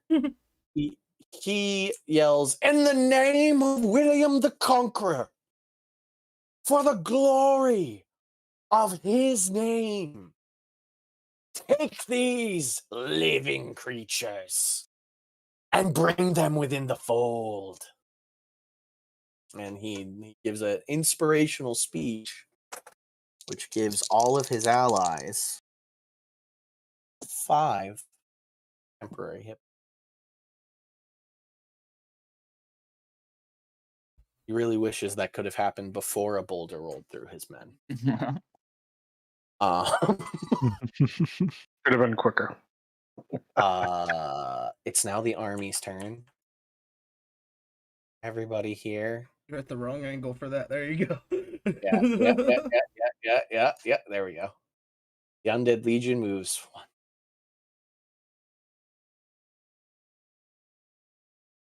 8. That's them on a dash move. Get a little closer. Yeah, they moved 4th. These guys are all going to take shots. We're going to do the same sort of percentile roll to see how many of them make their mark. This time I rolled 32, so a little under a third. So we'll say 4 arrows hit. I'm going to have this goblin catches it. This goblin catches it. And then I'm going to roll one on Tim Toothy. I'm going to roll one on Girk. Tim Toothy does a 13 hit. No, it does not. Girk does a 12 hit. No. Both of you. The arrows sink into if you got a shield or armor, no effect. Never pierces flesh. That's their go. And now it's the big bat in the back.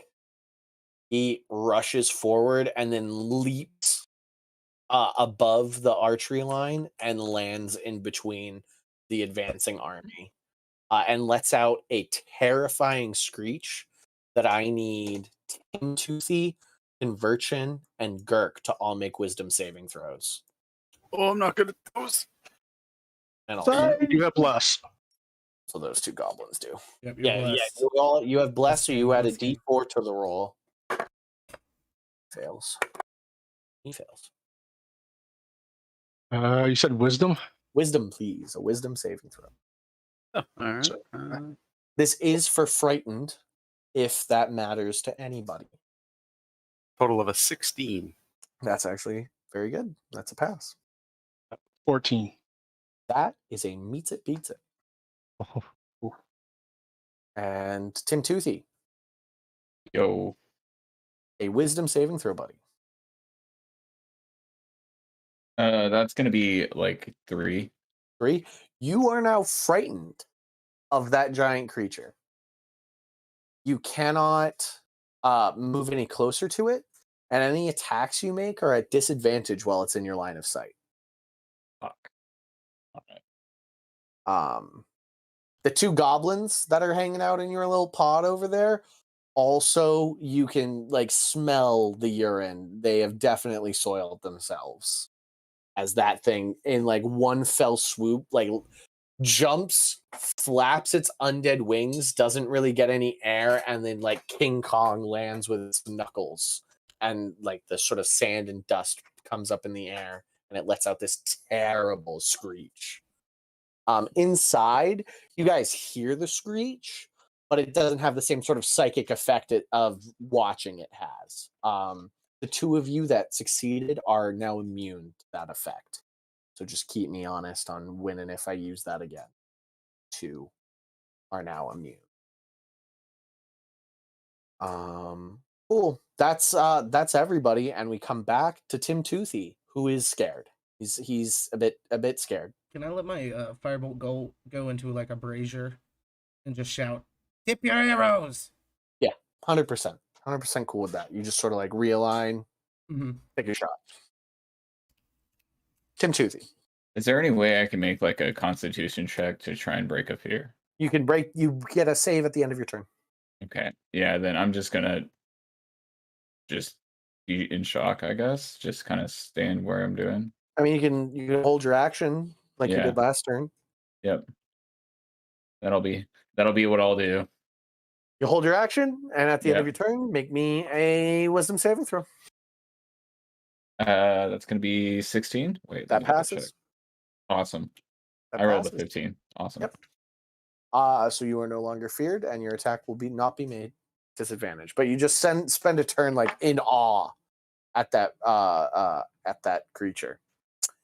Just Next. because I don't have big enough fists to punch it, but I get over that fact. Next up, we have the siege equipment, which all take this turn to reload. They all put in their attacks and whatnot. After that comes Clarny. Each square, like what's the distance? So like basically, what's the distance from like that barricade in front of the gate to like the start of the skeleton boys up? So from the gate to the skeleton, it's 5 foot. Okay, that's what I was measuring. Yeah. I do everything in 5 foot. There might be more than one skeleton in a 5 foot square in this sort of mob army scenario, Right. but we roll with 5 foot battle squares. Is the the barricade up front? I'm guessing. Can I just go up front and like kind of just hide behind that barricade? Yeah. This is full cover up here. Okay. Yeah. Okay. So let's hang out there and let's just kind of stick there for a minute, and then I'm gonna kind of just keep the dodge going. You got it. You run up there and then you take the dodge action. Next up, Nats, who's hanging out with Gobby up top. I'm going to I don't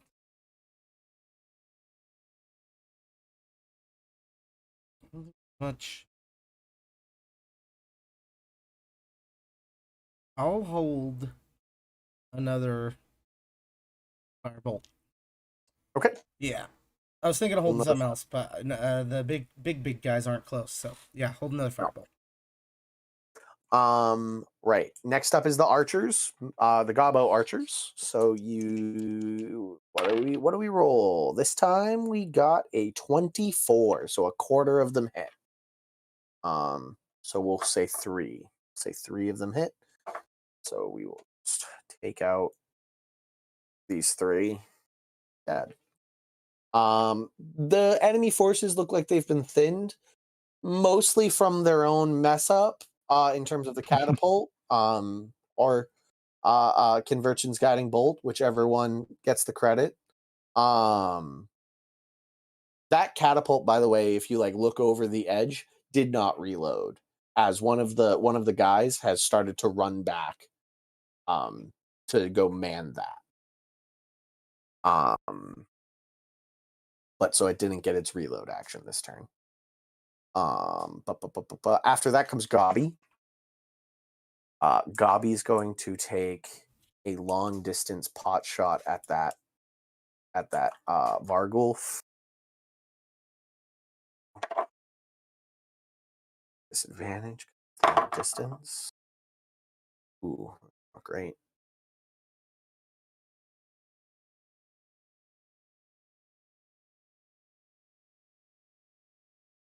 Nope, that misses. It hits it, but it doesn't seem like it pierces its tough hide exterior.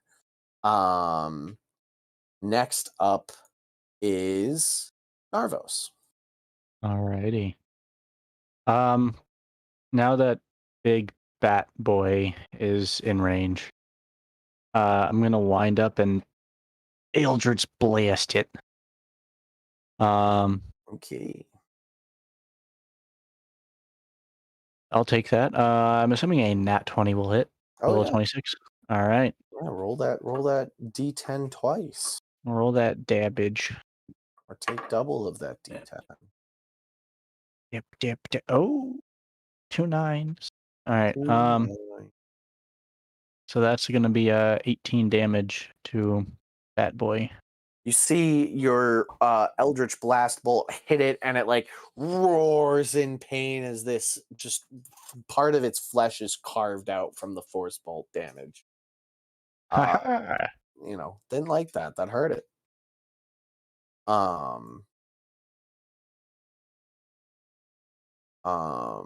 After Narvos comes Girk. Girk, they're much closer now. They're like 5, 10, 15. They're like 25 feet from you. I'm going to approach the far left one. Okay, so you're just going to leave the barricade? You're going to hop over the barricade? 5, 10. I have reach, so I'm going to stay in back. Okay, 10 feet. You got it. and swing my battle axe. Okay. This has reach. No, the Bugbears have bugbears. reach. The just They're lanky. bugbears do. Bugbears. Yeah, What? yeah. Yeah. They have a +5. Yeah, +5 reach. It's That's a 50. I get plus one more one. So yeah, 15. 15 dead. 15 hits. Yep.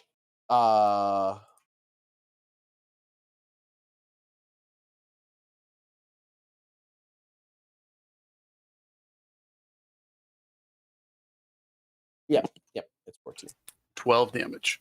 12 damage. Carve through that one, and the one behind it like hits it with your shield and knocks it. Hits it with his shield and knocks it back to you. That is my turn. After Girk, we got Inversion. Oh, actually, how far did I move? Not very 15? far. 25. Because this is the barricade's difficult terrain. All right. Yeah, move back 5 more. That would be my full 30 then. Yep. Right. Conversion. I'm going to go ahead and move up and support Gurk. Okay. Like You want? next to him. How do you want to get there? Over the hill or through the barricade? Around between the hill and the barricade.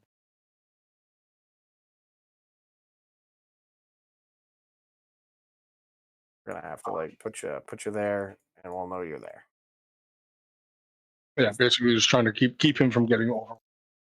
And I'll go ahead and cast Sacred Flame on one of the one straight in front of me.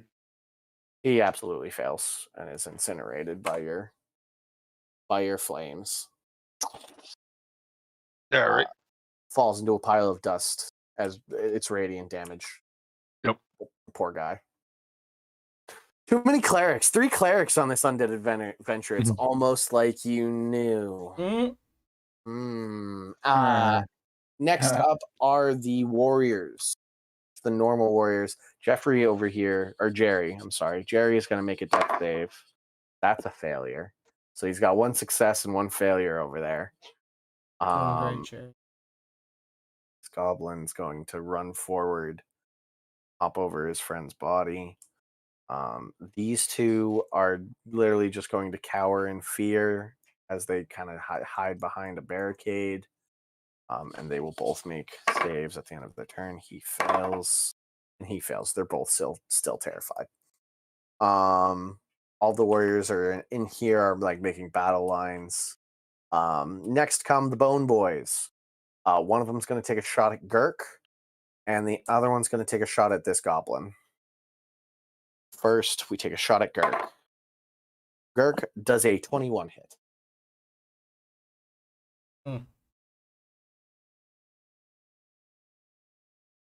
I'm going to assume it does, Gurk. And said BRB, but I'm. Oh, BRB. Yeah, I'm sorry. I didn't see that. It's the Okay. meta. I don't look at chat. I am Peanut. I'm going to let me just kill the other goblin. Let's see if the other guy. That's a natural 20 on the other goblin. Yeah. From the ballista, right?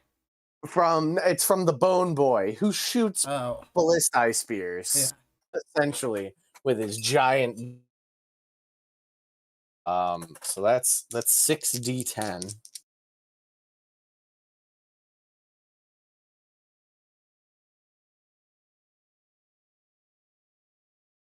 He takes 30 points of piercing damage. Yeah, he'll be fine. Just walk it off. You've never seen a more dead goblin.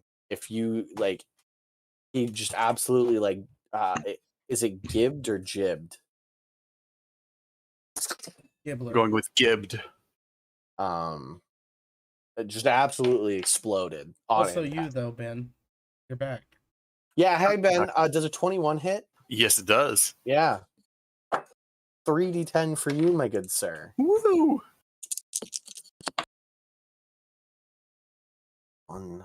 Not gonna kill me. 3. But it's plus You 30. take 11.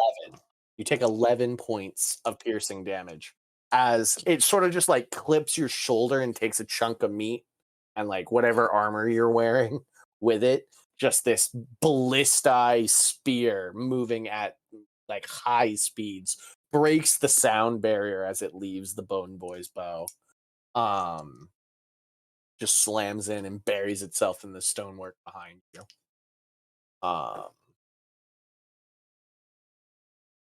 That's the Bone Boys. Next comes the Elite Warriors, who I actually forgot to move last turn, so I'm going to let them do 2 things. And all they're going to do is move out and set up shop around their leader, Clarny Blowbottom. These are Clarny's warriors. They're Clarny's boys. Arnie boys. You can call them carnies if you want. Carnies, yes, they're the Carnies. The Clarnies. Carnies. We love it. Oh, we love it. Best.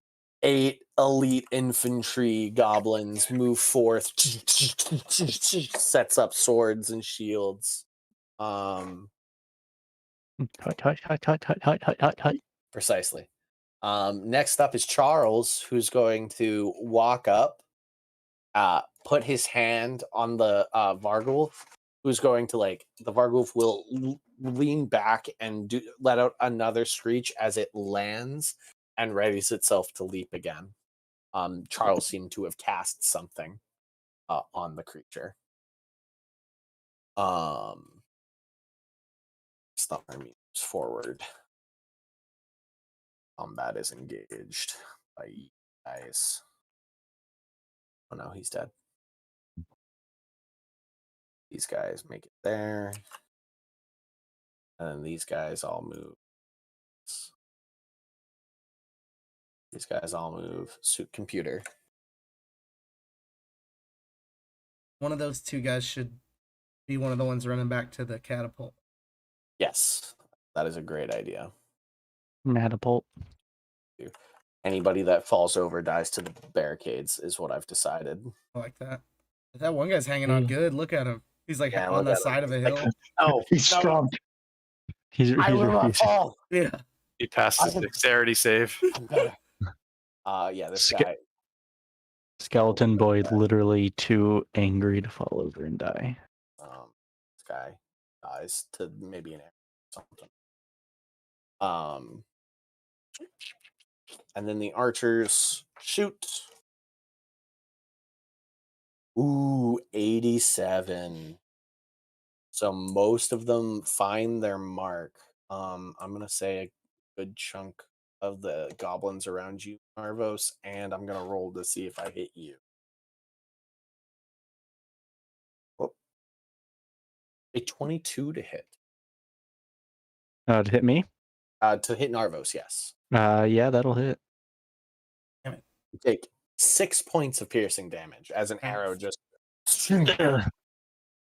half, And half. and Yeah, then Nath 3. takes the full I also 6. take. No, I take 3. I take however takes much he takes. Oh, but his okay, damage is half. And his damage is halved. That's genius. Gotcha. So you take an arrow and it doesn't seem to bury itself as much as you thought it would based on all of the guys who just died around you. Nat's up top, a little hole opens up in your chest.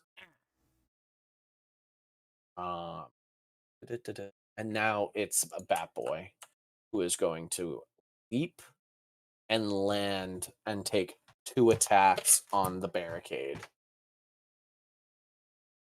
Does a 19 hit him? Yeah, yes it does.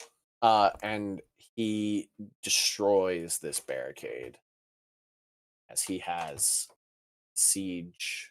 The siege. It's called some siege dealer, I think. He takes 5 fire damage. Yikes. 5 fire damage.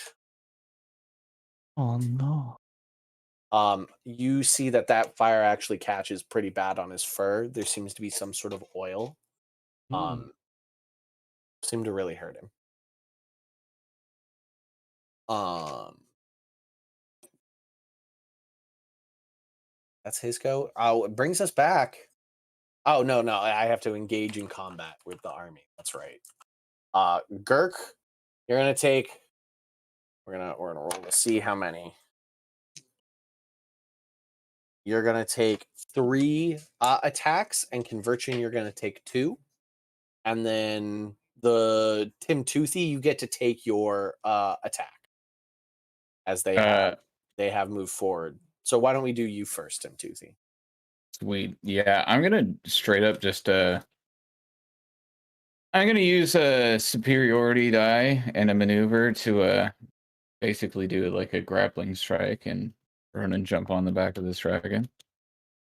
Oh, you want to run back this way to the to this guy? Yeah. Or grab him as he flew by, right? Yeah, we're gonna do that just because it seems so much cooler. So as the bat leaps by, you grab by its leg. Give me an athletics or acrobatics check.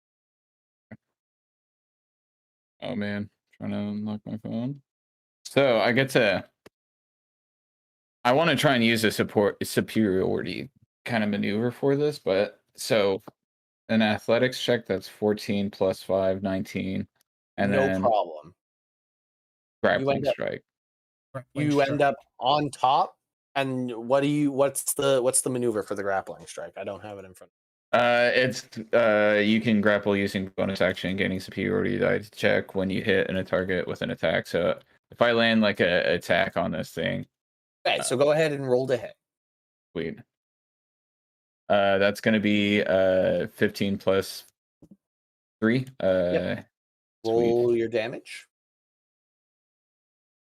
I'm just straight up punching it in the back of the head. So that's going to be 3 plus 3, or 3 plus 3. So 6 damage, and then the 8 superiority die. Try and grapple this.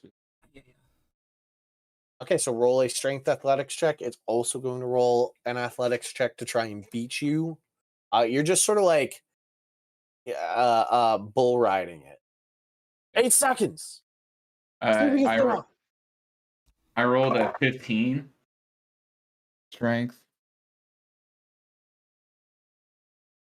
I rolled an 8. Nice. Very, very poor move, friend. So you have his attention, and he like slams down and breaks the barricade. And Clarny, you turn and see this creature, and as it looks down at you, and then it rears back, and you can see Tim Toothy punching his face. Nice. That's what I'm here for. Riding it. Nice. Pulling a Legolas on him. Get on top of the giant thing and start punching him. It still only counts as 1. It still only counts as 1. Next up comes back to Tim Toothy. That was your. I need to hit. Need to do the skeleton. I need to hit people. So 3 on Girk. Does a 14 hit? Does not. My AC is 16. A dirty 20. And a 15. So 1 hits. You take 4 points of piercing damage as you kind of get harried on all sides. You manage to parry and block another 2 of them, and the third one just sort of like slips underneath and cuts you. Conversion does a 17 hit? Nope. I've got an 18. 18, and then I rolled a 7. So both of those, you as sort of like the solid bulwark you are, easily block with your shield both strikes that come after you. Tim Toothy, you're up, buddy. You're up on top of the creature. Fisticuffs out.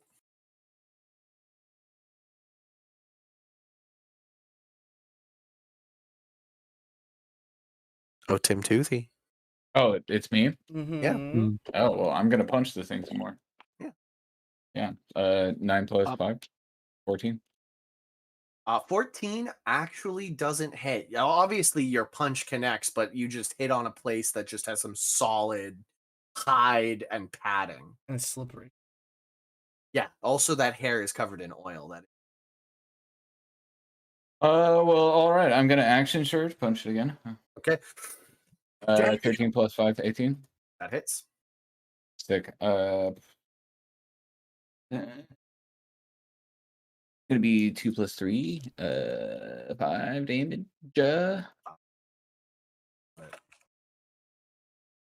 He looks pretty bad. Looks hurt. The fire damage that was dealt to it sucked. This creature looks large, but not. It's undead, so it doesn't look well fed at all. It's pretty bad. It looks falling apart. Probably this is the end of Goblin Lands. This creature's probably been warring for a while at this point in the conquering.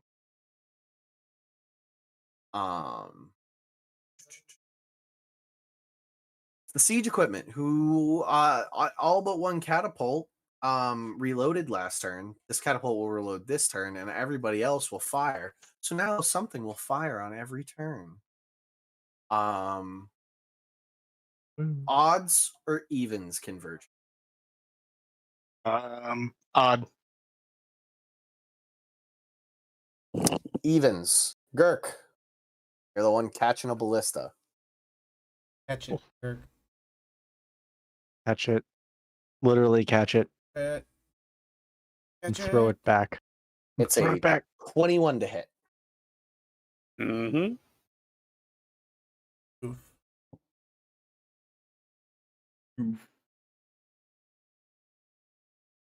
15 points of piercing damage. I'm still standing. A solid, like 6 foot long wooden shaft with an iron tip. The iron tip is out the other side of Girk Convergent as you look. He caught. Like, oh, He caught it. I caught it. He caught it. He caught it. The other one is going to shoot at one of Clarny's Carnies and hits with a natural 20. Oh no. No.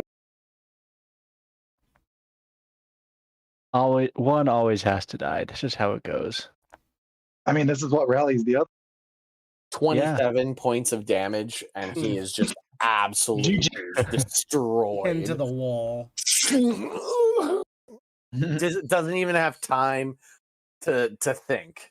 He's just dead now. He's a new wall decoration. Pinned to the wall. And the ballista, right. or the, what's it called? The catapult goes. Catapult. It really wants to hit Tim Toothy, right? Mm-hmm. No. No, they have their orders to bring down that gate. Okay. So I mean, it is in front of the gate. If they roll really bad, you I rolled never a know. natural 20. Oh shit. Natural 20. Delete the gate. I mean, they technically rolled bad for us. That thing deals 8d10. Oh. So I now roll 16. Do it in dice room. Yeah, I'm gonna do it in dice. Yeah, I was gonna go Google something, but we got something right here. 16 d10. 100 points of damage. The gate splinters and is destroyed. These goblins all scream. I'm gonna say this goblin dies. Nice. And the gate is open. Why does every castle defense scene have to have a big wall coming down part?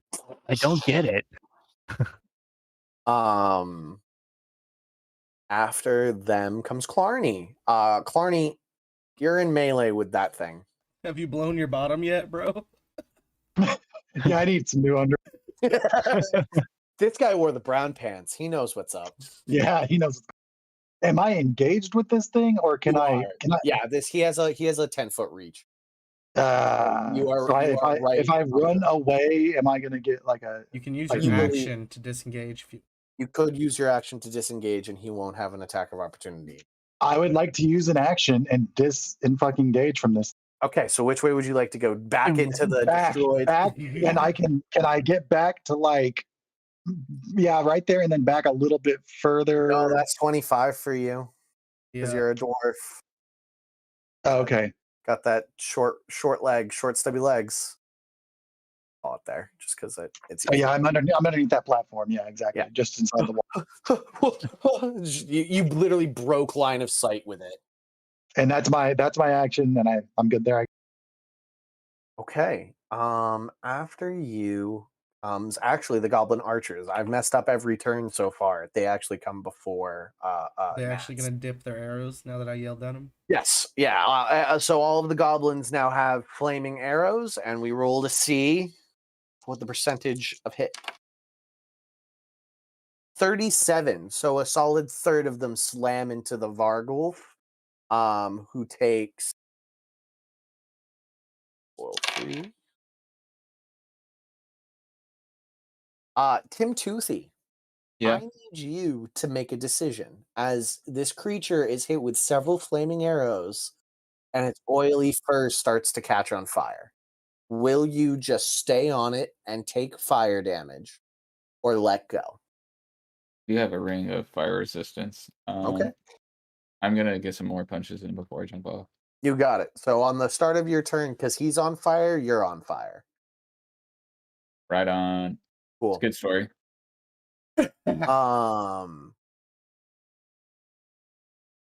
Nats, you're up. And that stupid fucker isn't in range. I really wanted to hit him. Charles. Yeah, sure. Wait. Never mind. Sorry. What you up to, Nats? Yeah, I'm gonna hit the bat wolf. Okay. It looks very hurt and currently on fire. Let's just add more fire to it. Got it. Yeah. All right. Add fire to I will fire. use my inspiration. That brings us to a total of 12. That doesn't hit. This one actually buries itself in the dirt beneath it. Sort of like rears up to try and grab Tim Toothy with its weird claw hands as you shoot, and it misses. That's Anything me. else, Matt? That's you. You got it. Next up comes, I believe, a set of goblins. It's Gobby. Gobby's up. He's going to take a shot at that creature. Killed him. He rolled a natural 19. He rolled a 1, though. So he deals 4 damage. Nice. Nailed it. An arrow sinks in. Definitely looks like it dealt damage. Next up comes Narvos. You've got All like right. a solid like half dozen goblins that are dead and or dying around you, filled with arrows. I'm gonna kind of like crack my neck and be like, all right, my turn.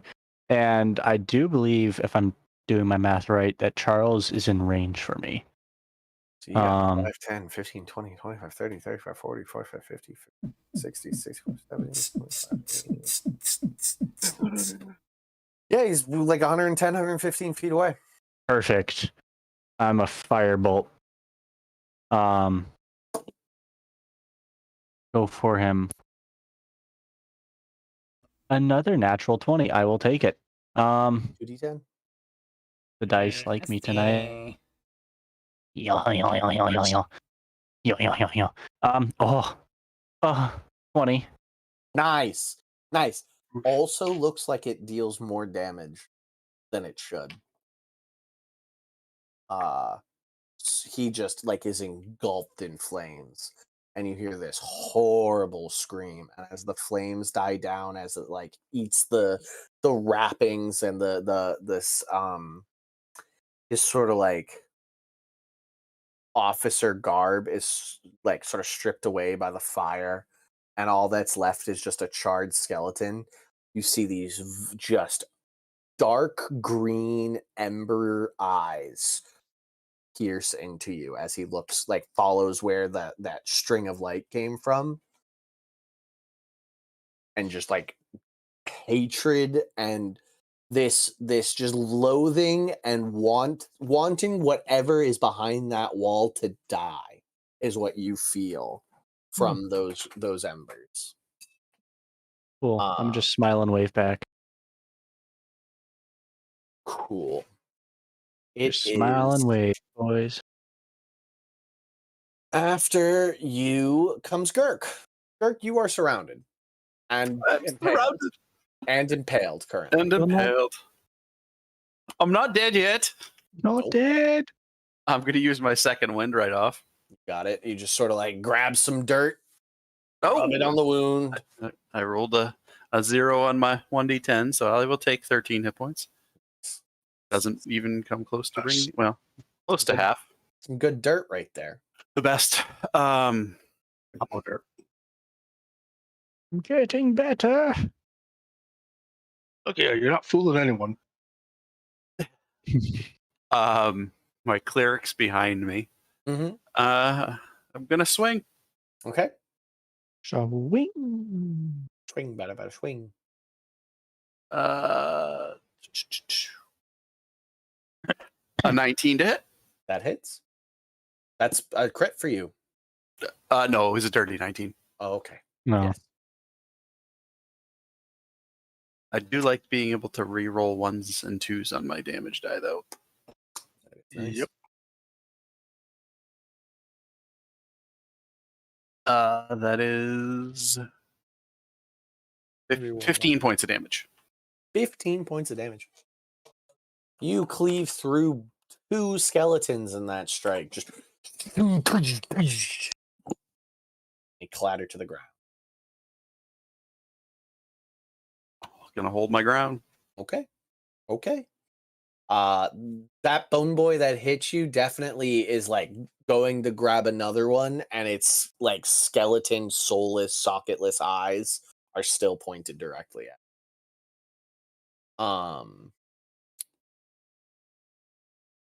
Next up is, I think there's somebody between Eric and Kirchen. Yes, there's all of the warriors. These two, this guy's just gonna man this fort, and he's going to attack with disadvantage because he's still feared of the Vargulf. I rolled an 18 and a 16 for him. He's actually gonna kill a guy. Yay! Just takes his fist and clocks him, and it clatters to the ground. And he looks up at Tim Toothy and smiles, and then sees the Vargulf. I'll roll his save. He actually saved, and he goes and continues. This That's guy. weird. It's a good arc. It's a good arc for that goblin. We'll have to give him a name in a minute. This guy, he's going to make an attack. He fails. He fails very poorly. And he is still afraid.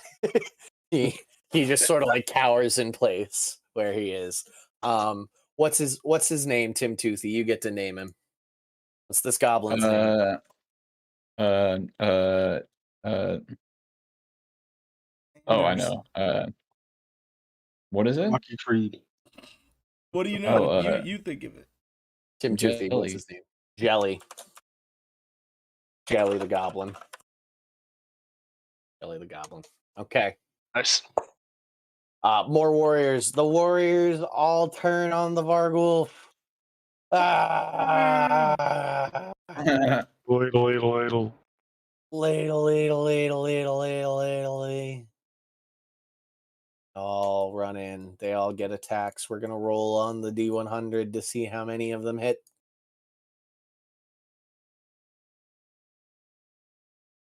$52. So half of them hit. So 4 hits. Nice. And with that, Tim Toothy, give me an athletics or acrobatics check to either ride or jump off this creature as these things hack off its hands and they go for like the underbelly and just rip it open as the guts fall out and the magical energies keeping this undead creature together falter altogether as the body is just torn limb from limb goblin style as several of the goblins like like Tuscan Raider cheer as they pick up like bones the size of their torsos. Nice. That creature. I rolled a 12 to jump off.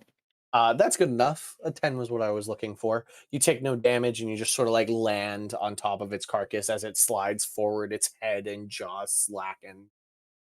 Nice. This guy's dead. The rule stands. The rule stands. Anyone who falls over except for the PCs dies. Because I was looking like I'm about to fall. Right. PCs, they have a funny thing called plot armor that keeps them going. Everyone else, if you fall, you Plot fall. armor better than any AC. Right. Let me quickly grab a juice box. Quick juice box timeout. Quick juice. Everyone at home. What kind of Just juice great. is that? It's a high C, orange lava burst high C. I'm gonna recommend you mango juice, as pure as you can get it. That is very good. I'm well Yeah. aware of how great mangoes are. This is the stuff that was like at McDonald's. Oh yeah. Yeah. when I was a kid. My grandma used to drink that all the time. She was so mad when they got rid of it. They just brought it back from what I heard to McDonald's. Orange Yeah. drink. Yeah, Orange drink. Yep. It's orange drink. Kind of It tangy. literally sells for like $1.20 for a pack of 8 or 10 of them. Still a good deal. Okay, back to the slaughter. The warriors have all gone. Jerry gets to make another death save over there. He failed. That's 2 fails and 1 success, and I'm really sad to say that nobody has gone to collect him. Well, Nobody had time. There was more pressing matters. Conversion. Take it away. I will swing at one of the skellies. Okay. Skelly warriors on me. Your weapon's a short sword. Yep. Yeah.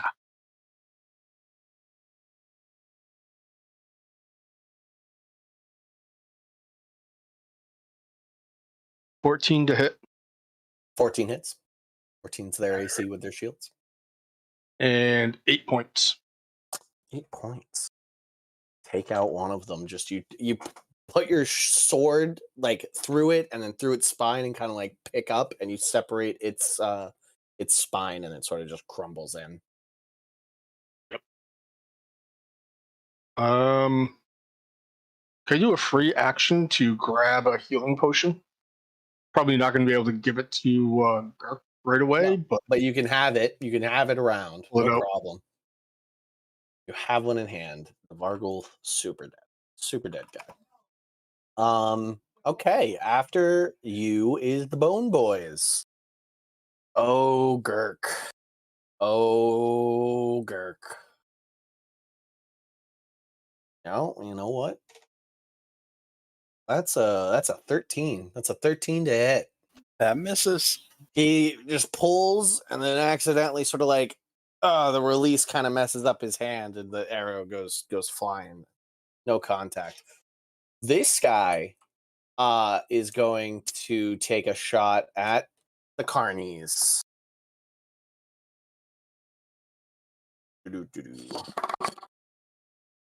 That's a dirty 20 to hit. And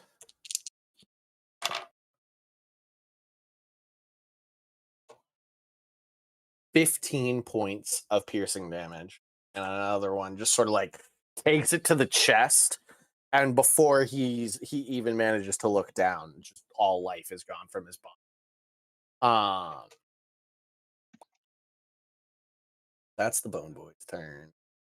Next up is Charles, who is going to tell everyone in his. He's going to turn around, run closer to his army, and then point towards where Narvos is. And then on the next turn, which is the whole army, every one of them is going to fire in like your 30-foot bubble. Nice. The army moves forward. So we'll do this first as this lot We'll do 2 and 2 on Conversion and Gork. So 2 on Gork, natural 18 for 22,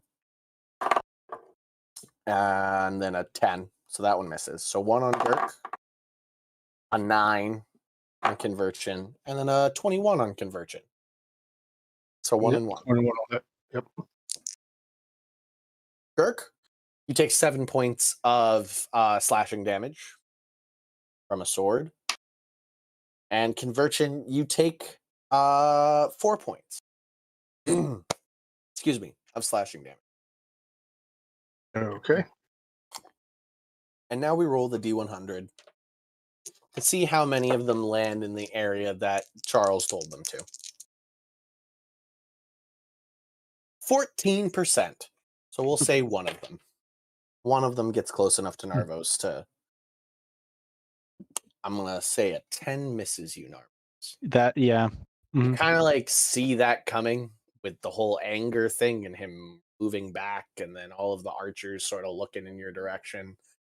Just kind of like hide underneath an awning. I'll just laugh. And that is all of them, and brings us back to Tim Toothy. Hello. Hey, Yes. Tim, come here. It's gonna turn around. Did I take any like fire damage when the thing got lit up? No. You know what? We're gonna have you take 1d6 of fire damage because you're still on it technically, and it's still on fire technically. You take 6 points of fire damage. Okay, word. I'll get off of it, and then I will just start charging towards the crowd of zombies. 1, 2, 3, 4, 5, 6. You can get into melee. Yeah. I'm gonna start just punching them. Everybody that can see just watches Tim Toothy just full-blown charge and throw himself into a sea of corpses. Just the Tasmanian devil of punching. This becomes a dust cloud, and you see like the fists and other body parts stick out every once in a while. Yeah, skeleton bones are being tossed out from this dust cloud that's forming. I rolled a 12 to hit. That hits. Sick. No, actually, no. They have shields. It's 14. Okay. So ping, ping. First guy you come into contact. That's all right. But that'll be my turn. Just prepare to dodge, I guess, if I can. I don't know. Right. It's the next round of siege equipment. 3 of them load. That catapult aims and shoots at Clarny's Carnies.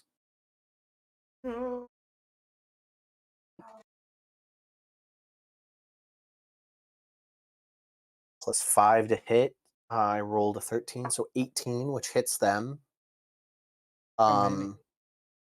It just hits one target. Oh, okay. Just hits one target. So one target takes 8d10. I'm gonna just roll it in here real quick, just for posterity. That's good metal. Arnie made. He takes 57 points of bludgeoning damage and is absolutely annihilated. No, not the other one. What sucks is you hear the crunch of metal as just he is turned into a squished tin can.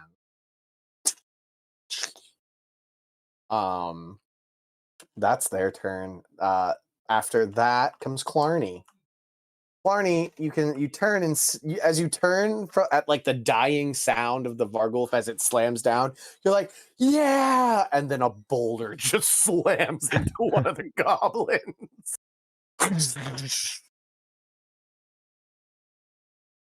As it lands, Okay. it's just this red, bloody skull rock. Oh. Okay, can I see like I kind of want to be on the other side of the wall, kind of creep back out in the front and kind of over to the left of that hill. Or yeah, okay, there's a barricade there. Can I just kind of be against that barricade? Yes, you can. Yeah, perfect. Right there. And then let's see.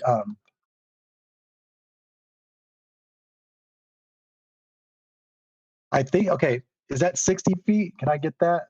Can I reach that? The front line is at like 55, 60 feet. Mm-hmm. Okay, I have a ring with a spell on it that I want to cast, and it is called Okay. Fairy Fire. Okay. You just want to drop on a 20-foot cube fairy fire on a chunk? Let us see what percentage of them pass. 33, or well, it's 37. So a third of them pass. So out of this whole chunk, we'll say that these 3 are fine, and these ones change their color. See what happens to them if I change their color. Cool. These guys are all Totally fairy different. fired. Yeah. Nice. Awesome job. Anything else, Clarny? I'm good. You guys can focus. Do. Oh, I'm going to roll just real quick here after Clarny's turn. Some attacks on Jelly the Goblin that I forgot to do. Miss, and a miss. All misses. Especially helps that they have half cover from the barricade.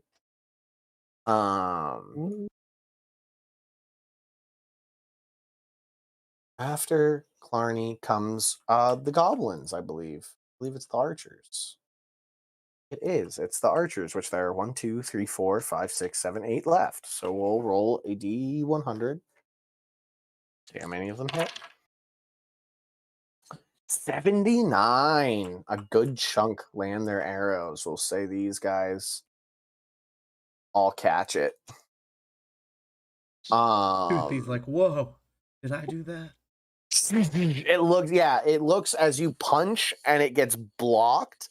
He catches an arrow, and then all of the guys behind him catch an arrow. So it almost looks like your punch did this cool sort of like knockdown effect behind, and all of these skeletons just fall over dead. Next up comes you, Nats. Everyone's gotta be far away still. Yep. Yeah. Yep. And Charles ran back after being the target of a spell, being like, ow. Right. Ow.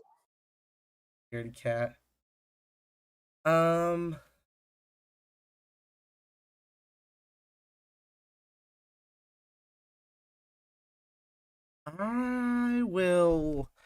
hold a magic missile.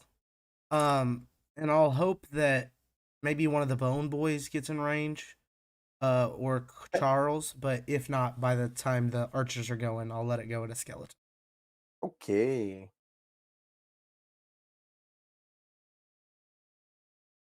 After Nats, Gobby, who's going to take a long distance pot shot at Charles. He misses, sadly. A roll of 5. Buries itself in the sand. Next up comes Narvos. All right. I'm gonna, if I move to the left and go towards the end of the rampart thingy and drop off, would that be would that be damage if there was? Yeah, wouldn't be a lot, but it'd be a little bit of damage, yeah. Okay. I won't do that. I'll move just back towards the stairs. Just 1 second.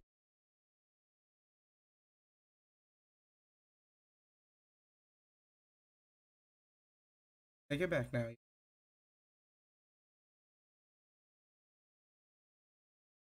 What up?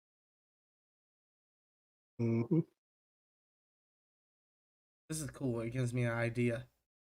You can kind of build anything you want on a table and then just use a projector to project a grid onto it. Right? Yeah. That's kind of what it looks like on those mounds, you know? And yeah. I'm back. Sorry, I was talking to myself and was muted that entire time. You said hang on, like somebody walked in your room or something. Yeah. Someone walked in, so I muted, and then it was like, okay, I'm back, and then told everyone what I was going to do, and then just didn't kept talking. Yeah. Yeah. Gotcha. Yeah, I'm gonna do my full movement towards the stairs. Okay, Um, it doesn't take long to get to the stairs. It takes like 10, Okay. 15 feet. Yeah, as I'm just gonna move as far as I can off the ramparts towards the gate. These stairs. Yeah. Yeah. Okay, that's your movement. If you want to take your Okay. action, you can run towards the shattered gate. Like No, as an there. action, I'm going to Armor of Agathis. You got it. Bunch of icy spikes appear around your gear. I got 5 temporary. Love it. Girk, you're up. I'm going to say over my shoulder, I'm going to move back.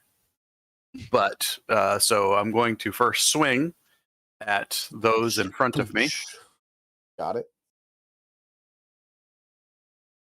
18, 19, dirty 19 again. That hits. That's 17 points of damage. Just bodies fly in front of you. That's a lot of damage. Nothing that will be able to attack me as I move back. Not with your long reach, nope. All right. I will move back and take cover behind. Yes, Cool. because I know that the cleric will go next. Next up is the warriors. Jelly's going to take some attacks at advantage. She rolled a natural 20. Nice. So second attack. Not great. Deals 8 points of damage to this guy and just cracks him upside the head with their fist. This guy is just gonna roll to see if they beat they do. They're no longer soiling themselves now that Girk is standing next to him with a spear embedded in him, and he's like, if you can do it, I can do it. That guy's dead. If you can do it, I can do it. Let's go. Let's go.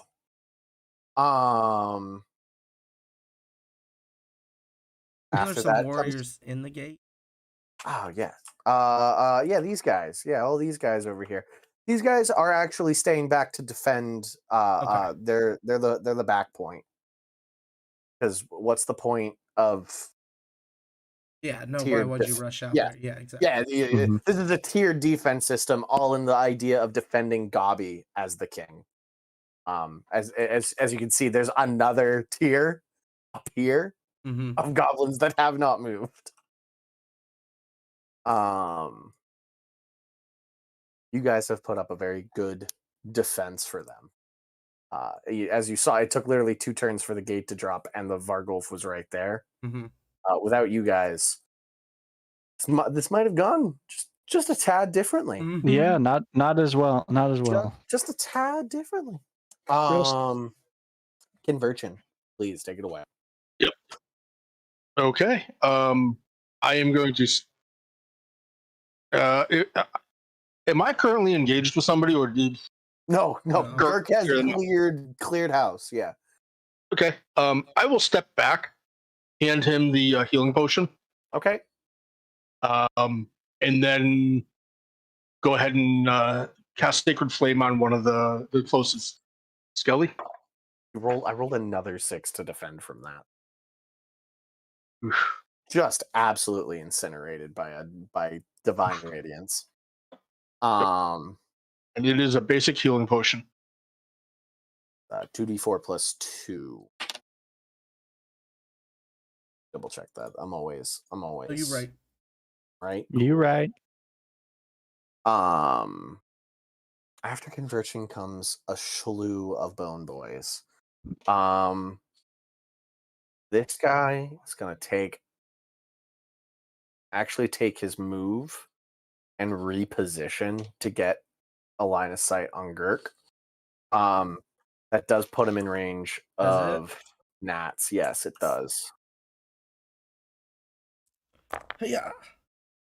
That's a good one. That one's all right. That one's really good. Okay. 2 plus 3, that's 13. To hit or damage? No, damage. Magic missile. You did. Ooh, magic missile. Yeah. Ooh, it looks super hurt. Yeah, it looks super hurt. You said 13, right? not dead, pulls out its arrow, aims at Girk. I rolled really poorly again. 13. Miss. This one's going to take his shot at Tim Toothy, this bone boy. As Tim Toothy has made himself the obvious target on that side of the battlefield. Arrow fist. Oh, I rolled another 7. 13. It does not. Yeah, so both of those just bury themselves in the sand near. After that comes the elite warriors. We're all going to rush out.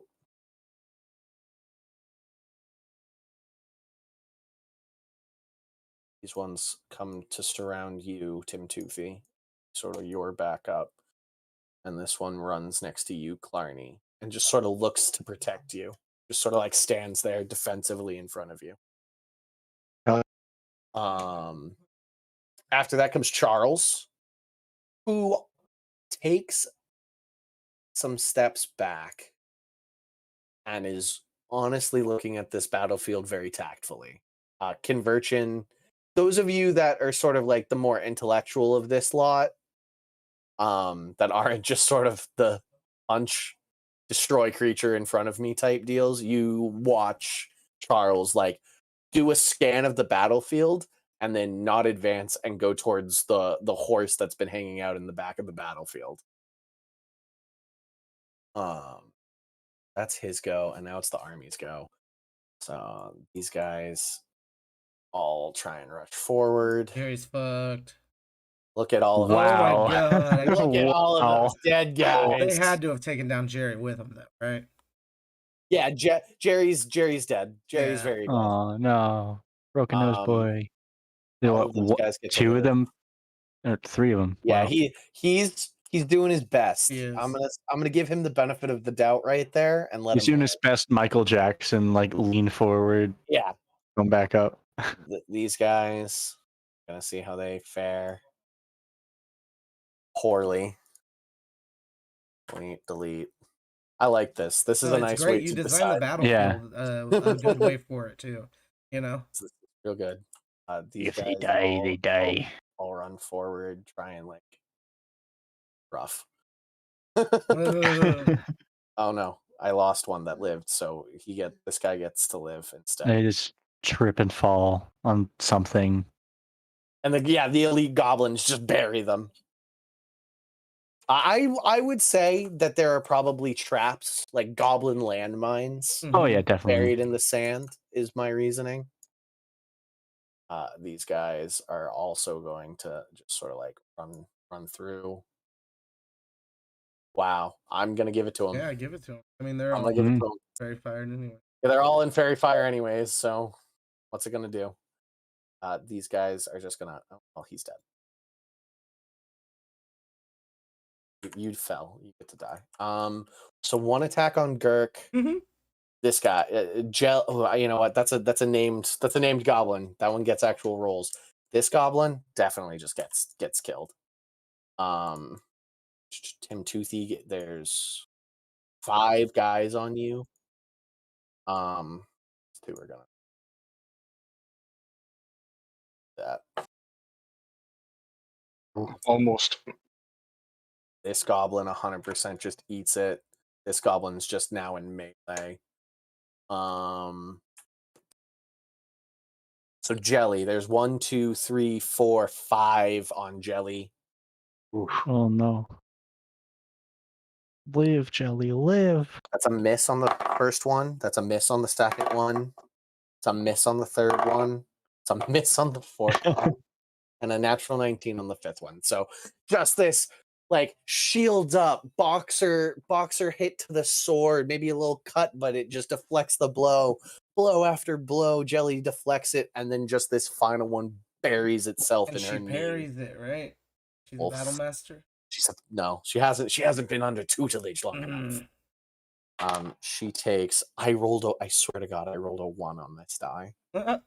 She only takes 4 points of slashing damage and is still alive. This just bloodied goblin, fist in the air. I can do this all day. and Goblin. That's it, Jelly, I believe. Only Gurk hears it. And then this Goblin actually gets an attack too from that one that's standing there. And it misses. He actually blocks it with his shield. The archers actually haven't been given another order, so they're just going to shoot in this area where nobody, like no player character is. So we're just going to see how many goblins they kill. I rolled a 98. All of them. Those four. Every goblin in there is dead. Oh no. As you walk down the stairs, Narvos, you turn around and there's just like a solid 36 arrows that have appeared on the ground. The goblins are just holding their wounds. It's a good move, but dying. That was just like a 300 moment of just 100%. arrows blotting out the sun. Yeah, 100%. That's their go, and it brings us all the way back to the top, the way Tim Toothy likes it. Surrounded by enemies. I guess I just gotta punch him. Let me in. I'm about to punch. Gonna be 17. 17. That definitely hits. Damage. 6 plus 3. 9. I'm gonna say Yep. you get 2 of them. Boom, boom. Domino Just effect. roundhouse, and they cut their bones, hit another one, and they both topple over, and you just crush their skulls with your boot. Sick. Yeah, I feel it. Okay. Anything else, Timmy? No, that'll be it. Okay. Next up is the siege equipment, which everything but one catapult attacks. Tim Toothy, you are very much out there. Tim Toothy, you're going to catch at least one ballista. I'll try. Conversion, you're also going to be the target of another ballista. And Clarny, you're going to be the target of a catapult. Actually, Clarny, Yeah. odds or evens? Uh, Odds? You got it. I rolled a 6, so the Clarny's Carney next to you is actually the target of that catapult. Oh no. This was not that there was no win scenario in this for you. So first off is a ballista against Tim Toothy. I rolled a 5, so 11. That misses. Another just Tim Toothy is surrounded by buried ballista shots. They just can't hit him. He is the chosen one. He is Neo. He's bending the Matrix. I just look at Jilly again and give another thumbs up. Conversion. A 24 on that one. Okay.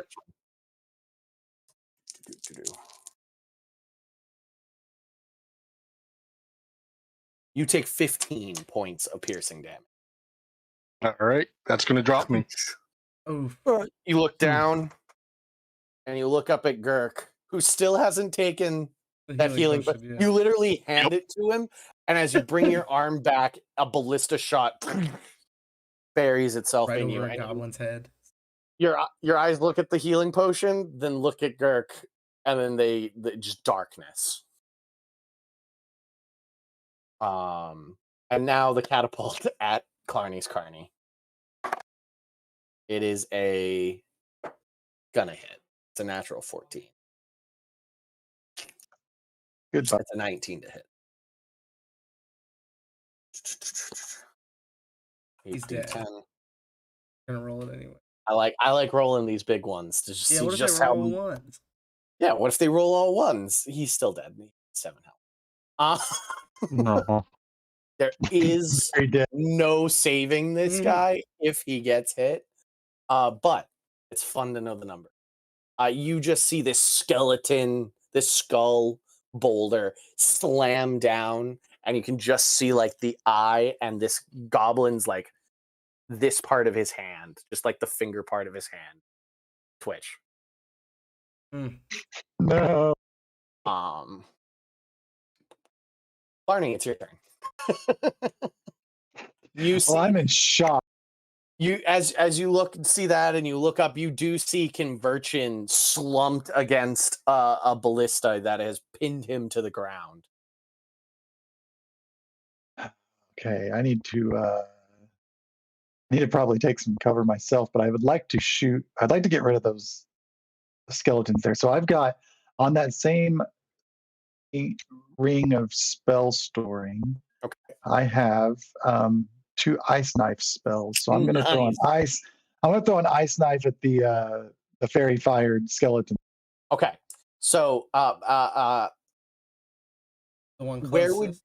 where would you like to throw it? You are here.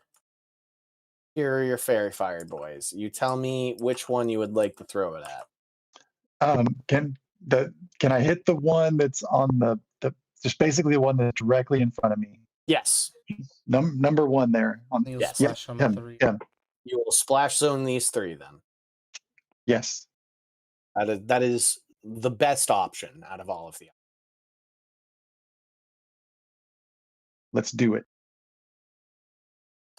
That is, I think, an attack roll on your part to begin with. Yeah, I think it's a It's a D20 plus, I think, 5 was what was said. Oh no. Is he at advantage with Fairy Fire? He is. He does have advantage. Okay, well, I rolled a 15. That definitely hits.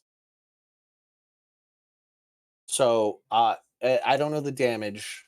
It says 1d10 piercing damage. 1d10 piercing damage. 2d6. On a hit. 1d6. Yeah, 2d6 around. Let me look.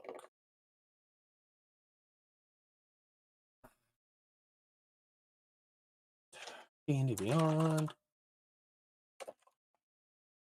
Nice knife. This has killed one of my big bads before. I should probably know this spell. The target and each creature within 5 feet must succeed on a dex saving throw or take 2d6 cold. So 4 dex saves. That's what's the DC? You write that down from your ring of spell storing. The DC of the save. It was let me look on you. Yeah, it was 14. That's a fail. That's a pass. It's a pass. That's a fail. So this guy and this guy both are dead. Like, no matter what damage you deal, they're just absolutely screwed. Roll the 2d6 to tell me if you can manage to kill these guys even with half damage. 2 4. 2 4s. Yes. Boom, boom. They both shatter into a million pieces. Like, all of them freeze in place. And then there's this like second detonation that just shatters them all and brings them low. Sean, correct me if I'm wrong, but because that came from the ring, can he still do a healing word? No, because he still casts a spell. Okay. Yes, that's considered an action according to the Yeah, ring. I was just thinking because he's looking for healing word. Yeah, was bonus action. No, I would. You can't cast 2 leveled spells in the same turn. Let me look. No, I don't think So so. yeah, no, you can't. So I was thinking if you do use a ring, it's somebody else casting it. You're just, Yeah, well, wearing this ring, you can cast any spell stored in it. Right. So it's still you casting it. Okay. I just wanted to look up the wording on that. Anything else? Anything else, Clarny? Actually, healing word is a bonus action. Yeah, but yes, you can't but do 2 cast a level spell. spells. Two spells in the same. Yep. You can do a Gotcha. cantrip. It's the spell that does it. I got you. Okay, then I'm done. Yes, I'm. Okay. After you comes, I believe it's the archers. And there's 4 left. There are 4 archers left. They're going to try and kill all of... They're trying to pinpoint the ones that are in melee. Isn't there some archers back there by me? Nope. They are all warriors. You've got some shamans, some spellcasters who are just hanging around Gobby. As his personal guard, and then these guys. So they're actually... I'm going to roll d20s for that. Miss. Hit. Miss. Dead.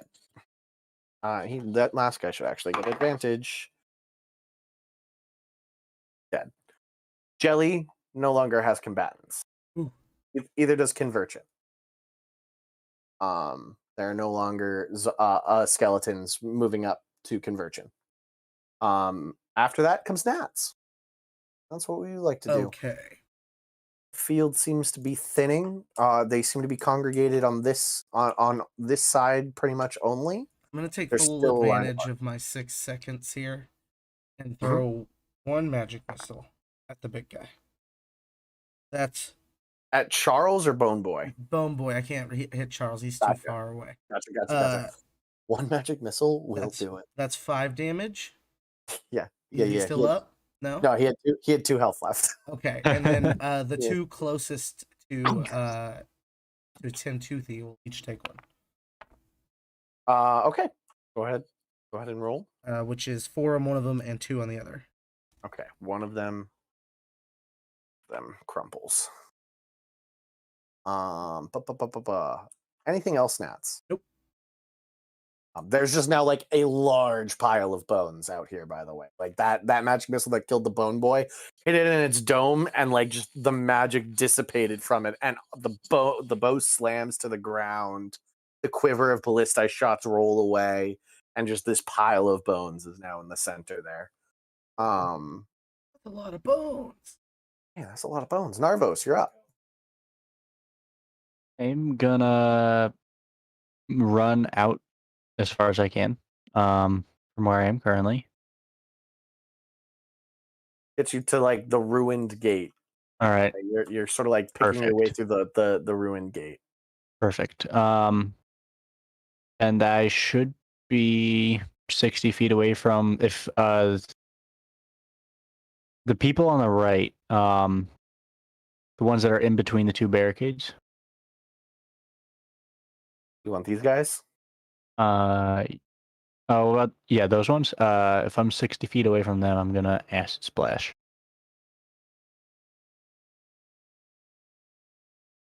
Well, this guy is exactly 60 feet away from me. Okay, I was thinking the 2 to the left of the elite dude. They are 65 feet away from you. Okay, I'll go for the closer ones then. Yeah. So they need to make a dex save 14 or higher to save. All right. Is there AoE around him? Or is it it's 1 or 2 creatures. 1 or 2 creatures. Okay. Those guys. I'll hit those 2. Both fail. Both fail miserably. Nice. So then that's going to be 5 acid to both. They both just melt. They're like their armor and weapons melt to them, and then the magic dissipates from them, and their bodies collapse. Anything else, Narvos? I'm going. Actually, no. Yep, that'll. Wait, is that the right one? Okay, I'm gonna convert my sorcery points. Just you gotta fill up my slots. So no problem. Girk, you got 1 guy left. There's literally 1 guy on your side of the battlefield. Well, on the other side of the barricade. I'm going to swing at him. Also, Conversion's dead. Yep. No, I'm gonna fix it too. I'm gonna action search. So I'm gonna kill first. Okay. Wonderful.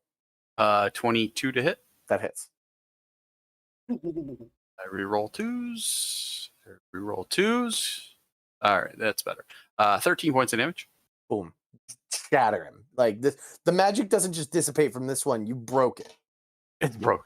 You broke this one. All right, action surge or guzzle. Make him guzzle this. You got it. 2d4 plus 2.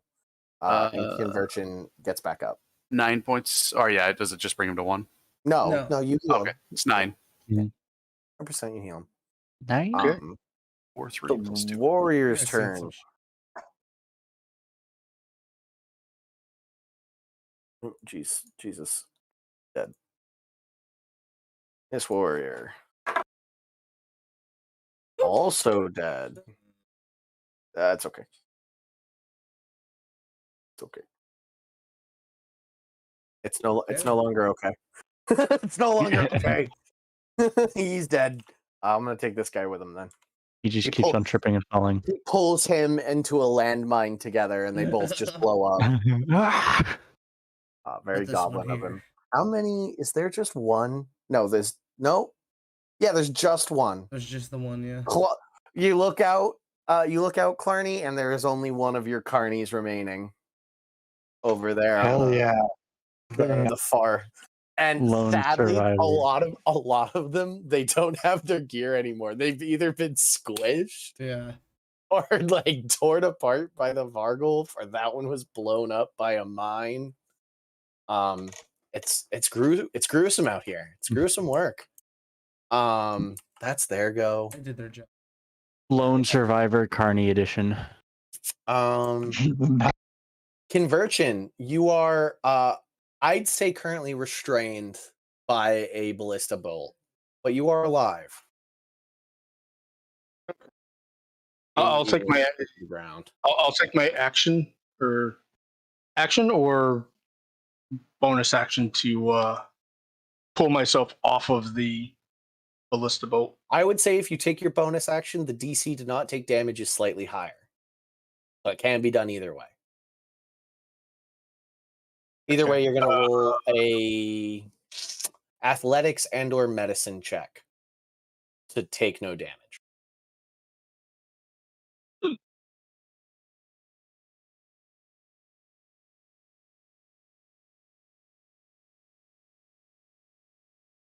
Okay. I'm gonna. How far am I? I'm not gonna.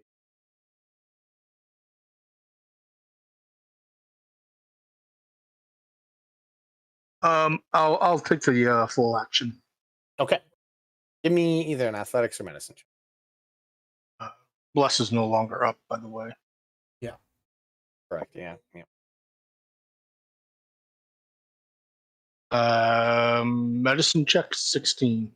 No damage. You know just how to pull yourself out so you don't do more internal damage. All right. You quickly cover I got a apply pressure. medicine 16. All good. No damage. You quickly pull out and apply pressure. I'm no longer restrained. What else would you like to do? Any movement? Yeah. I will go ahead and move 30 feet towards Tim Toothy. Timmy Tooth Man. Run. You start running over to Tim Toothy. You got it. I'm the Tooth Man. Okay. At the end of your turn, Conversion. Unless you got a bonus action. I'm sorry. Don't let me run over that.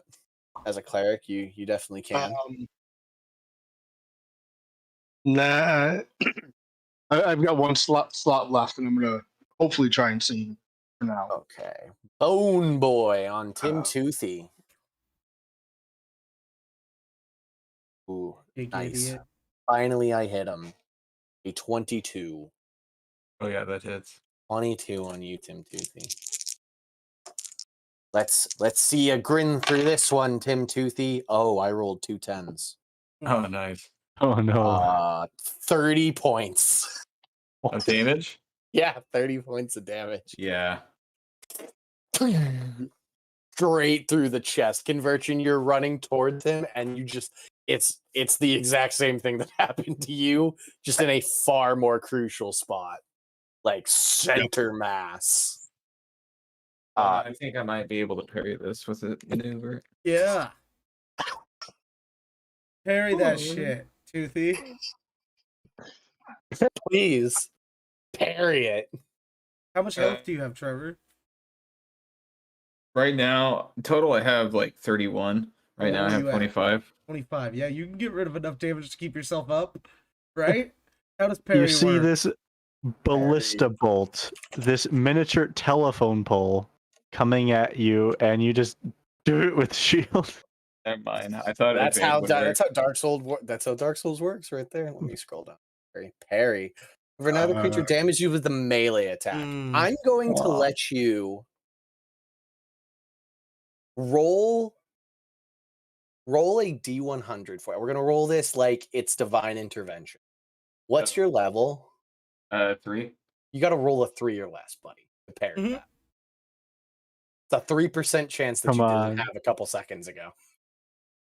Come on. I'm trying to find the other one. Time slows down for just the briefest moment. You feel like if you just you push your shield out at just the right moment, you could block the horrible damage you're about to take. I rolled a 95. That's way opposite end of where you need it. That's the other side. You go, you try and block it, and you realize you parried too early, and you've left yourself absolutely wide open. 30 points of damage. Tim Toothy falls unconscious. After the Bone Boy is the Bone Boy's Charles, who gets on his horse and yells back, "In the name of the Elysians, run home, my lads. We have lost this one, but we will return for your lives." Starts to ride away. The elite warriors go next, which is just him. You can do it, Carney. Rolled a natural 20. Yes. He kills all 4 of those skeletons. Yeah, that's exactly how that's gonna play out. He just goes on a murder spree. He tears off one guy's arm, beats a guy with it, throws it at a third guy, and then just like goblin attacks with like knives and daggers. Wasn't it 3.5 that had the feat called cleaving? And if you finished one mob, you keep going. I've been using the 5e cleave rules for a lot of Gurk's attacks. Yeah, on the skeletons. Pretty much anybody that's been dealing close to double digits, pretty much 8 or more, I've been like, and you killed another one. And you killed another one.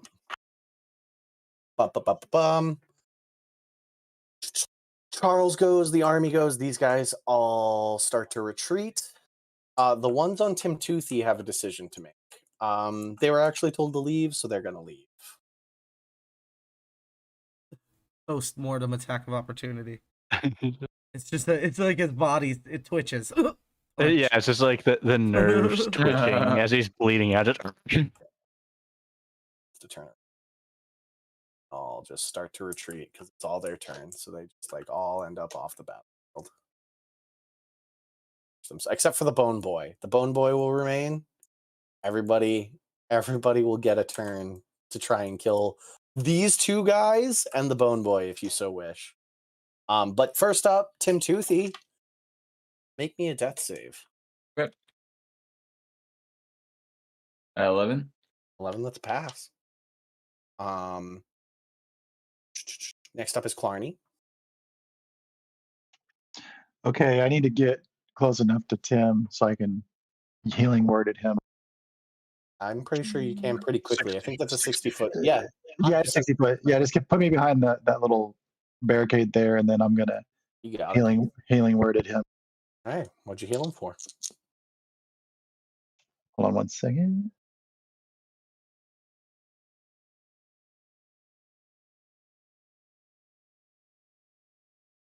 That will be a 4. I rolled 4. 5 points of healing. Tim Toothy, you wake up restrained to the ground by a ballista bolt through the chest. Like, oh, that's not supposed to be there. Oh. Nope. This is gonna be a fucking awesome story. Okay. Does anybody want to take pot shots? Like, we'll kind of like break out of initiative here. Okay, Gurk. Oh yeah. Gurk starts running out. Oh no, I'm gonna. Oh, you want to take out your bow real quick? Yeah, I'm pot shots like that. 100% doable as well. Okay, Gurk, take your shot. Take your shot. Natural 20. Natural 20. Do you want to be aiming for the Bone Boy or one of these guys? You want the Bone 100%. Boy? You got him. He's an unhurt Bone Boy. If this hurts him and doesn't kill him, he might not retreat. He might turn on you. 17 points of damage. That kills him. Nice. You just single arrow separates his skull from his spine, rolls away, and the body crumples. Bow slams into the ground. Anybody else want to take pot shots on these two? Oh yeah, my before last two. Oh, yeah. My last spell slot goes to them. Magic missiles. Wonderful. Boom, boom, Wonderful. Doesn't even. Magic missile will just absolutely. boom. You can do Hey, something Narvos. too. Yeah, Narvos, you can hit them too, bud. There's no Yeah. problem with that. No, I'm gonna What'd you hit them with? honestly magic missiles as well. Yeah. Just Boom, boom, boom, boom, boom. From the fortress We're as bonded. these guys start to retreat, that just this silo of homing missiles slams out and tears them down, leaving the message of "Don't come back." The goblin cheers begin to roar out. These two goblins. Jelly runs over to Tim Toothy and like tries to put Tim Toothy on their shoulders and can't really because they got a messed up leg from their attack. This goblin runs forward to Gurk and just amazement. Clarny, you have to name a goblin now. This is your goblin to name, Clarny. Gotta be Carney, right? Do you want to name Carney? Yeah, let's just go ahead and give him the Carney title. Carney. I'm gonna give it Carney. Asada. Carney. Carney Asada. Yeah, do that. Carney Asada. Carney Asada. Straight up meat shield. I walk over to Tim like, hang on, I know how to deal with this. Yeah, and you pretty easily you figured out how to pull guys off of ballista now, pretty hands on. And you pull them out without any pressure. I think Clarny levels up, right? Yeah, I think we will call it there, as I think that's a good stopping point, and we will start next episode as the goblins begin pulling back up the gate and trying to repair what they can, and you guys coming back to Gobby or chasing after Charles, whichever or both, depending on how you want. What draconic word of power do we learn from that little area right there? From the Thum. That first little part of speed boost. I was noticing that too. 10 feet. Very fun. All right, good night.